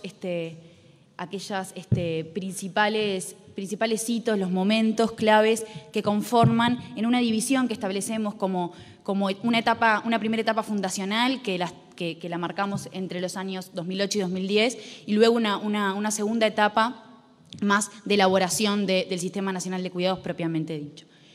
Entonces, como primer hito, y se relaciona con lo que planteaba recién Rosario, tiene que ver en el 2008 con las primeras mesas de diálogo que instala la Red de Género y Familia, que ahí se condensaba esta articulación virtuosa entre la sociedad civil, la academia, donde se daban a conocer los primeros estudios, los primeros conocimientos en torno al campo de los cuidados, y se permitía a través de esos conocimientos generar instancias de diálogo y de incidencia social claves que se resumen en estas mesas de diálogo con actores institucionales y de sociedad civil y academia. También en el año 2008 ingresa la propuesta de avanzar hacia un Sistema Nacional de Cuidados en el programa de gobierno de Frente Amplio. Esto es un hito político clave en esta primera etapa fundacional, que se traduce en el 2010 con el segundo gobierno del Frente Amplio en la resolución que crea el grupo de trabajo del Sistema Nacional de Cuidados. Este grupo de trabajo que funciona como motor político institucional en el diseño, en la implementación y en la viabilidad, digamos, del Sistema Nacional de Cuidados. A partir de esta resolución, en el año 2010, el Gabinete Social también aprueba el documento base de trabajo, que es como el primer mojón que este grupo de trabajo desarrolla, donde sientan las bases del sistema, donde sientan los principios fundamentales, donde sientan las características de las propuestas y la aprueba el Gabinete Social, otro actor político clave.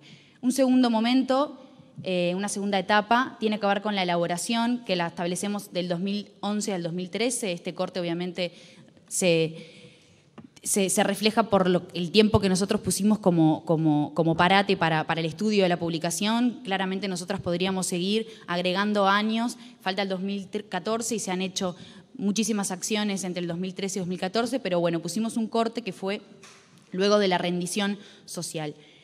En el 2011 establecemos un mojón que fue la etapa nacional de debate, un diálogo social súper amplio con muchísimos actores que participaron de distintos sectores, que se traduce luego también en un documento, y vamos a comentar un poco más de esta etapa. En el 2012 el Gabinete Social aprueba la propuesta del Sistema Nacional de Cuidados. Este grupo de trabajo, en función de distintos insumos, elabora lo que es el documento de propuesta según poblaciones del Sistema Nacional de Cuidados. En el 2013 se establece una rendición social de cuentas, donde autoridades públicas, en conjunto con la sociedad civil, dialogan acerca del estado de situación del Sistema Nacional de Cuidados y se cuentan las acciones que se han venido desarrollando. A su vez, se ponen y se instalan distintos dispositivos a rodar en territorio, que tiene que ver con componentes y acciones de cuidado. Y en 2013, también se desprende de la rendición social de cuentas, se crea la red de sociedad civil pro cuidados, una red que aglutina organizaciones sociales de las poblaciones objetivos del sistema para continuar monitoreando e incidiendo en la implementación del Sistema Nacional del Cuidado. Bien, ahora presentamos los actores participantes, que los dividimos en función de 3 clasificaciones que plantea el documento de Maldonado y Palma, el documento de Pactos Sociales de la CEPAL, que tiene que ver con actores con poder de decisión formal, actores de interés inmediato y actores de contexto. Por actores con poder de decisión informal entendemos aquellos actores que tienen capacidad resolutiva en un proceso de decisión de política pública, que pueden tomar decisiones formales e incidir resolutivamente. En este sentido, identificamos al gobierno de Frente Amplio, 2010-2015, a través de esa resolución, que puede ser un ejemplo de esa capacidad resolutiva que crea el grupo de trabajo. El grupo de trabajo interinstitucional, integrado por el Consejo Nacional de Políticas Sociales, el Gabinete Social, el MIDES, el MEF, el MEC, el Ministerio de Trabajo, el Ministerio de Salud, OPP, INAU, INE, ACE, BPS. Esos son los actores que participan del grupo de trabajo, y también se amplía a veces la participación a otros actores. Actores de interés inmediato son actores que se movilizan, que desarrollan estrategias, que generan conocimiento en torno a la temática y que generan a su vez prácticas de incidencia, que logran movilizarse en torno a un tema específico y también aportan a la toma de decisiones. La sociedad civil es un actor de interés inmediato, como la Red de Género y Familia, organizaciones de trabajadores y trabajadoras, cooperativas sociales, organizaciones de infancia, personas con discapacidad y adultos mayores. Las empresas podría ser otro actor en esta clasificación, servicios de acompañamiento y cuidados, la academia, la Universidad de la República, ahí identificamos al Departamento de Sociología de Facultad de Ciencias Sociales, el Centro de Estudios y Especialistas es otra categoría de actores que se movilizan, participan e inciden en la toma de decisiones, y acá identificamos con respecto al Sistema Nacional de Cuidados el Centro Interdisciplinario de Estudios sobre el Desarrollo, CIEDUR.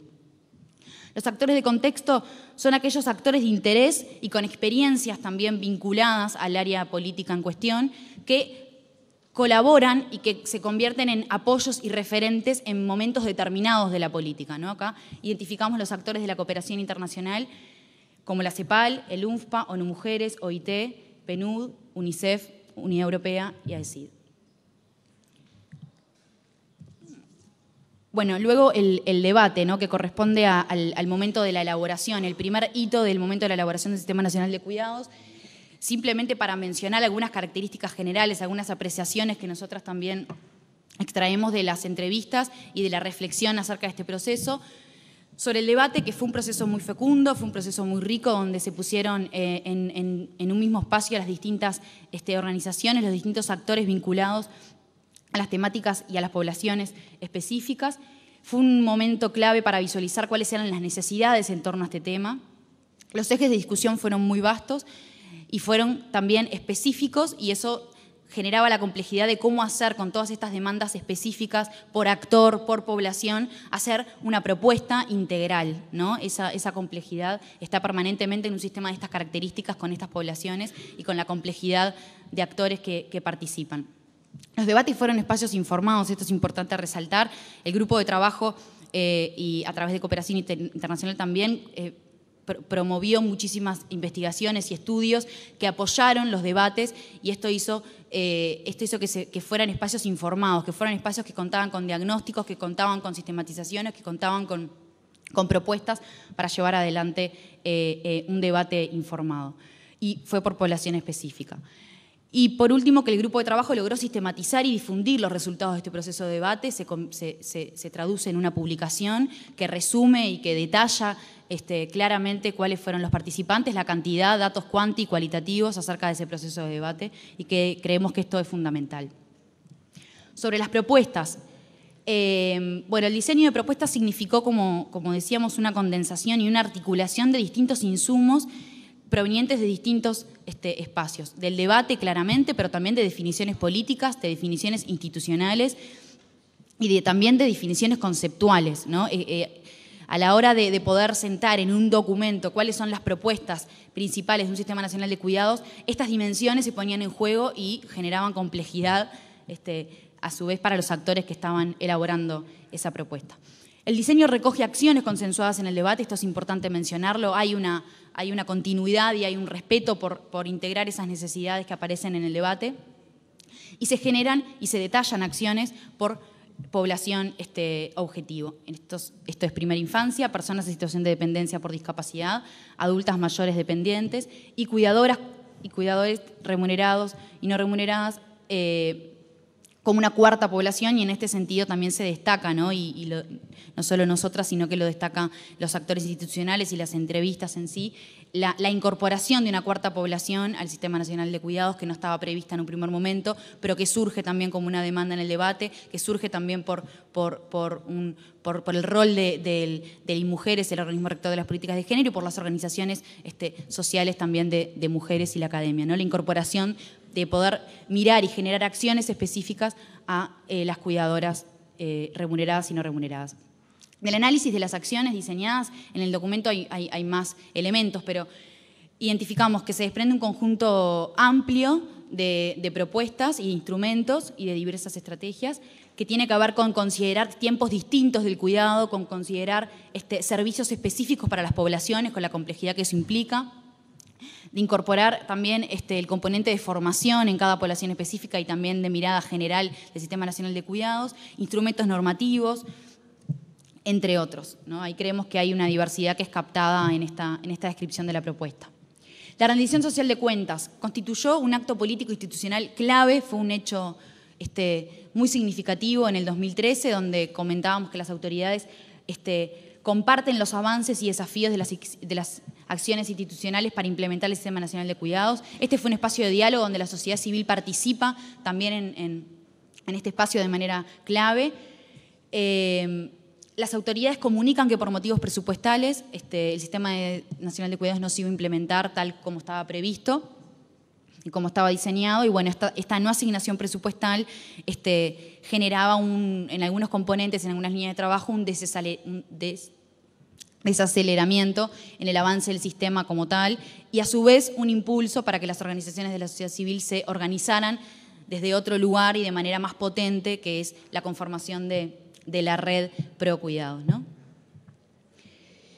Ahora vamos a comentar de manera esquemática también, y en la presentación y en la apertura se mencionaron bastantes los factores obstaculizadores, no así los facilitadores que los vamos a integrar, pero son aquellos factores que ayudan a producir o condicionan resultados, ¿no? ¿Y cuáles son aquellos factores, nos preguntábamos nosotras, que condicionan los resultados del Sistema Nacional de Cuidados en esta etapa de implementación? Entonces ahí, según la literatura también, vemos que los factores refieren a dinámicas entre los actores que participan, refiere a inercias institucionales, refiere a las decisiones políticas y a los consensos y a los no consensos, digamos, a los disensos que se generan en torno a una política específica. Como factores facilitadores identificamos aquellos que colaboran en avanzar, en generar e implementar el Sistema Nacional de Cuidados, el desarrollo del mismo. Y como factores obstaculizadores identificamos aquellos elementos que frenan, debilitan o ponen en riesgo, ¿sí?, la definición e implementación de los componentes de la política. Tienen distinta intensidad, tienen distinto grado, y algunos frenan y otros realmente, en caso de no existir, estos factores pueden obturar la continuidad del Sistema Nacional de Cuidados, como es el financiamiento, como vamos a ver luego. Como factores facilitadores, en el documento se apoyan citas también de las entrevistas que surgen. Estos factores facilitadores surgen de la percepción de los actores, eso es claro también aclarar. A través de las entrevistas nosotras fuimos categorizando y tratando de identificar y agrupar esos factores facilitadores y obstaculizadores. Como primer factor facilitador, esta alianza estratégica sociedad civil-academia creemos que fue fundamental en la etapa fundacional, que aparece como hito primario en el Sistema Nacional de Cuidados. La conformación del grupo de trabajo, creemos que también es otro factor facilitador. El debate nacional social y la incidencia política programática, que aparezca esta propuesta en el Frente Amplio y que el segundo gobierno del Frente Amplio también se traduzca en la necesidad de crear un grupo de trabajo. Vemos acá que también estos factores facilitadores se corresponden con los hitos y, bueno, un poco tiene esa asociación, ¿no? Los aspectos valorados positivamente, los hechos que generaron avances, claramente se traducen por factores facilitadores. Los factores obstaculizadores, hoy puestos arriba de la mesa, son la falta de financiamiento, la falta de voluntad política, las inercias institucionales y sectoriales, la focalización en sectores vulnerables, ¿no?, como un elemento que puede obstaculizar la integralidad y la cobertura universal del programa, la ausencia de compromiso empresarial como un actor que no permite esta corresponsabilidad que exige un Sistema Nacional de Cuidados, y la falta de financiamiento para acciones de la sociedad civil, que esto, como no fue muy mencionado, es simplemente, a través de las entrevistas veíamos que en realidad la falta de cooperación internacional y la falta de presupuesto para la sociedad civil a veces limita la capacidad de agencia y de incidencia político-institucional en esta etapa que es clave, ¿no? Entonces queríamos mencionar como un factor obstaculizador. No vamos a desarrollar mucho más estos factores, están en el documento de manera más cabal. Percepciones optimistas. También preguntábamos acerca de tratar de identificar en el actor si veía este proceso como algo positivo o lo veía como algo negativo y que no iba ni para atrás ni para adelante. Entonces, hay dos capítulos de percepciones optimistas y pesimistas. Con respecto a las optimistas, simplemente trajimos algunas frases del discurso de los actores que refieren a esto, ¿no? Una primera dice: el Sistema Nacional de Cuidados incorpora aspectos que el sistema de protección social no tenía en cuenta, ¿no?, como algo positivo, como que el concepto de cuidados y el sistema amplía el concepto de protección y bienestar social. Otra cita dice: valoro positivamente el primer momento cuando se incorporan los cuidados en la agenda social y política por parte de la sociedad civil. Acá aparecen como valoraciones en este recorrido que no siempre aparece de manera tan lineal y esquemática en los actores, aparece una valoración de los distintos momentos, ¿no?, de la política.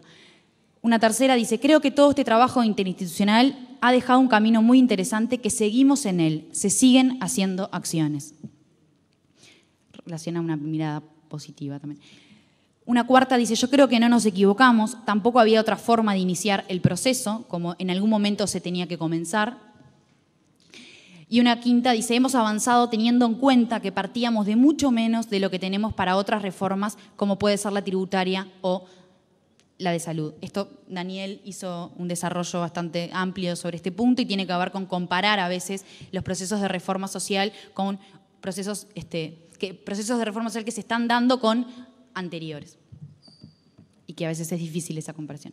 Con percepciones pesimistas, la primera dice, creo que no hubo un planteo estratégico y claro de cuáles eran las complejidades del sistema. Una segunda plantea, creo que se podría haber hecho más en este periodo de gobierno. O sea, si bien se viene bien, quedó una sensación de que se podría haber avanzado más en este periodo. Las cosas que se habían planteado de inicio no se cumplieron. Otra, como sistema de cuidados en sí, no estamos haciendo nada en el momento. Hubo mucho impulso y luego no se continuó. Acá también da cuenta de la integralidad y la interinstitucionalidad de las propuestas. Como sistema en sí, no estamos haciendo nada. Otra dice, generamos mucha expectativa sin ser muy rigurosos en saber si íbamos a llegar a algo. Y una final dice, creo que el Estado uruguayo no tuvo la madurez suficiente, como que aún falta a nivel político-institucional avanzar y madurar más esta política. Bueno, otro capítulo que ustedes van a ver ahí resume las claves y propuestas que nosotros le preguntábamos a los actores, cuáles creen que son las claves que pueden potenciar o facilitar la implementación del Sistema Nacional de Cuidados y las propuestas. Claramente hay una asociación también directa entre las claves y las propuestas. Entonces armamos un cuadro que resumimos cómo las claves se transforman en propuestas concretas. Una definición de estrategias y cronograma claro, que se traduce en un plan estratégico del Sistema Nacional de Cuidados, era algo que se pedía. Claridad presupuestal, y esto se traduce en estudios de costeo económico, saber cuánta plata necesitamos para implementar el sistema y por componentes. Voluntad política y liderazgo del Sistema Nacional de Cuidados era otra de las claves y se traduce en incorporar el Sistema Nacional de Cuidados en el programa del Frente Amplio 2015-2020, o sea, en este contexto. Otra clave tiene que ver con una institucionalidad clara, ¿no? Y una propuesta va en la dirección de construir una rectoría única, era de lo que también se planteaba en la mesa anterior, ¿no? La complejidad y la necesidad también de definir rectorías. Instancias de participación social periódicas como una clave, y acá se traduce en desarrollar espacios de diálogo intersectoriales y con la sociedad civil. Jerarquizar el enfoque de género como otra de las claves, y esto se traduce en transversalizar género en todas las fases, ¿no? Y acá se hablaba de la importancia de, bueno, en el diseño el género se jerarquiza, hay que ser cuidadosos y en que el género como perspectiva y como enfoque esté en todas las fases y en todas las etapas del Sistema Nacional de Cuidados. No hay que tener una vigilancia constante en torno a eso. Y por último, las claves de avanzar en instrumentos normativos y se traduce en crear una ley del Sistema Nacional de Cuidados, que ahí ven que en el documento está como también problematizada esta propuesta, ¿no? Ley sí, ley no. Acuerdos. Acá lo que intentábamos hacer en función también de la primera dimensión del marco de análisis, que tiene que ver con identificar las concepciones y valoraciones de los actores, es como plantear qué puntos están en acuerdos y qué puntos están en tensiones.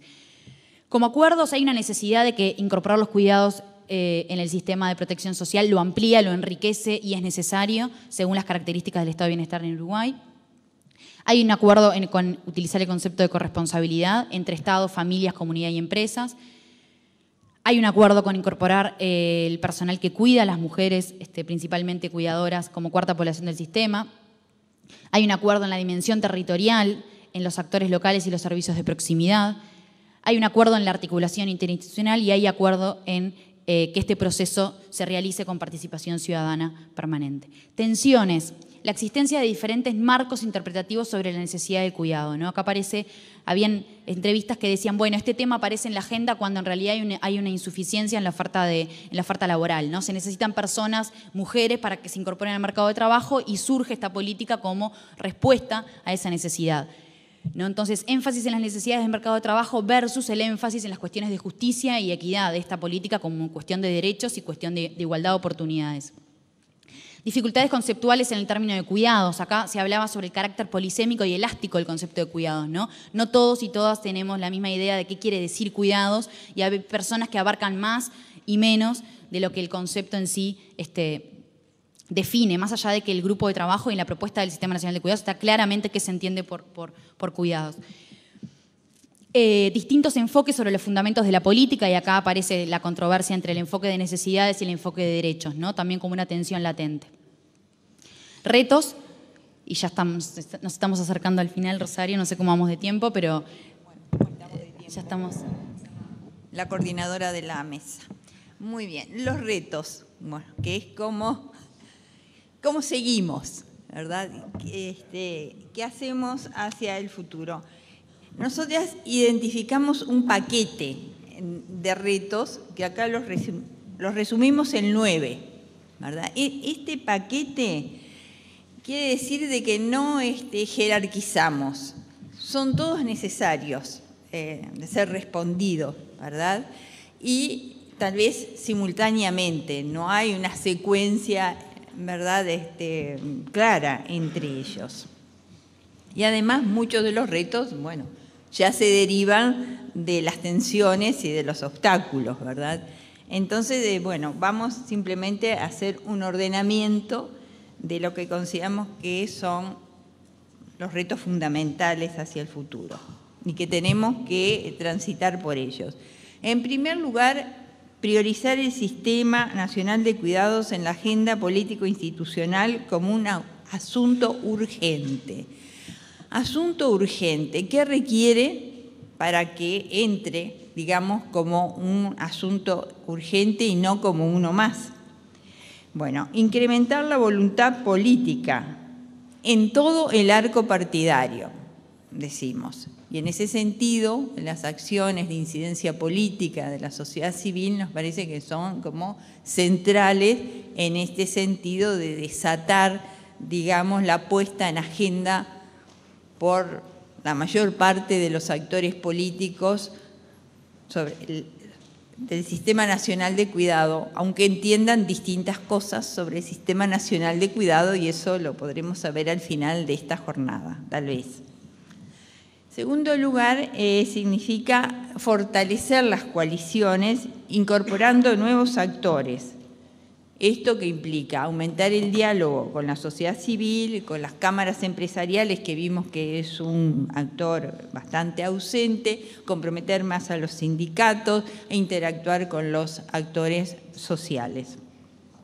Sobre esto todavía se puede hacer mucho.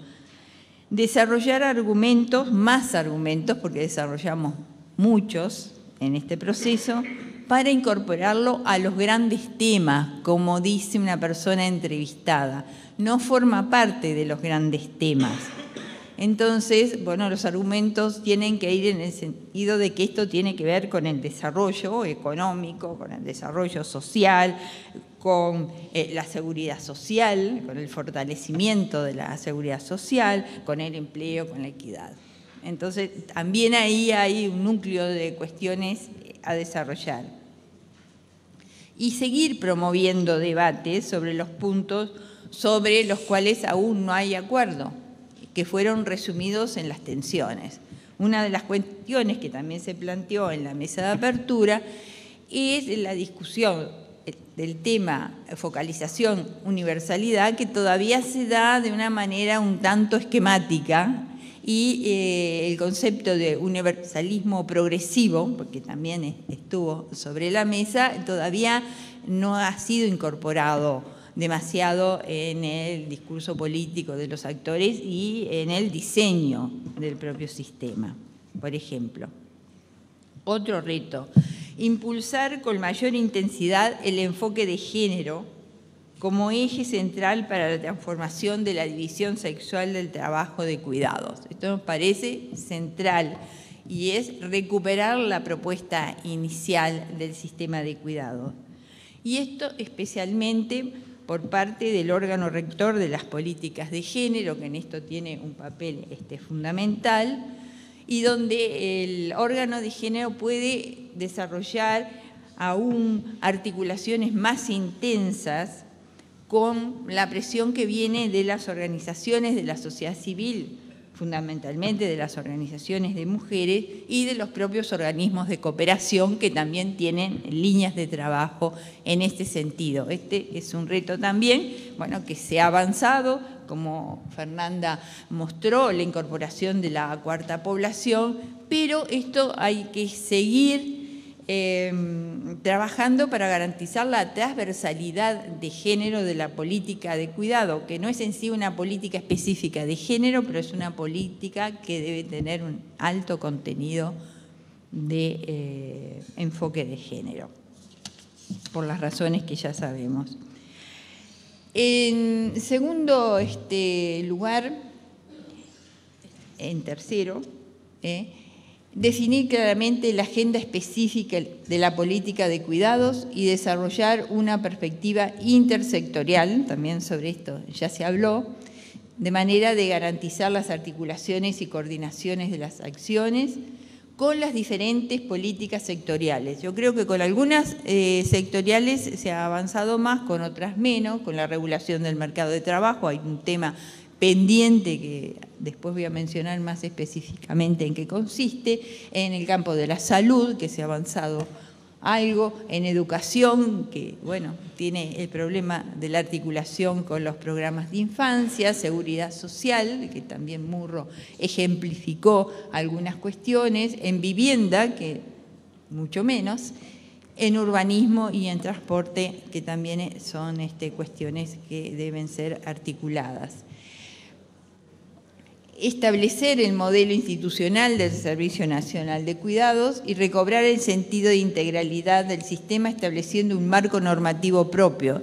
Y en esta mesa se acaban de hacer algunas propuestas en este sentido que no las recogimos en el trabajo porque en ese momento, fines del 2013, por lo menos los actores no la manifestaron, pero como proceso reflexivo que decía que se van incorporando nuevas iniciativas que van ayudando a concretar el sistema. Y elaborar un proyecto de ley que fomente el debate parlamentario. Yo creo que va a ser muy interesante el debate parlamentario sobre una propuesta de ley de cuidados y, bueno, debemos también apuntar hacia eso. Bueno, definir el modelo de financiamiento también estuvo, y en la mesa de apertura se habló bastante sobre esto, rentas generales, vía impuestos, sistema mixto. ¿Qué sistema mixto? Porque podemos decir sistema mixto, pero ahí también hay distintos modelos posibles. Y esto supone, se puede avanzar en esto, pero también supone dimensionar económicamente las propuestas e identificar los espacios fiscales existentes para invertir en las políticas de cuidado. Esto lo tenemos como un reto fundamental. Atender a la calidad del empleo en cuidados. Parece que este tema ha sido menos atendido, ¿verdad? Se ha pensado en acciones de formación, pero también simultáneamente hay que tener en cuenta qué empleo se está generando y para qué mercado. Al mismo tiempo que ese mercado no está regulado suficientemente y de que todavía no se han definido categorías ocupacionales que distingan y que se correspondan con las distintas experticias que se desarrollan en relación al cuidado. Eso supone definir la regulación laboral. El mundo del cuidado, del trabajo remunerado del cuidado es muy complejo, ¿verdad? Hay que regularlo y hay que establecer las categorías de los distintos grupos de personas que cuidan. Y nos parece importante ir incrementando la generación de información y conocimiento sobre los cuidados. Como dijimos hoy, se ha avanzado mucho, pero se debe avanzar más aún en el campo de los conocimientos, desarrollando las articulaciones que ya se vienen realizando con la academia y con los centros especializados en estudios, pero específicamente nos importa señalar que va a ser necesario crear un sistema de información para el Sistema Nacional de Cuidados y acordar un conjunto de indicadores que sean útiles para el seguimiento y la evaluación de las acciones que se van emprendiendo y algunas de las cuales ya están en marcha. Sí. Bien, y por último, digamos, elaborar un plan estratégico de implementación de la política, avanzar en un marco lógico que configure un plan de acción viable con condiciones suficientes para el seguimiento y la evaluación. Bien, con esto nosotros cerraríamos y bueno, daríamos paso a la próxima actividad. Muchas gracias por la atención y nos seguimos viendo. Asuntos públicos, para conocer mejor, para saber más.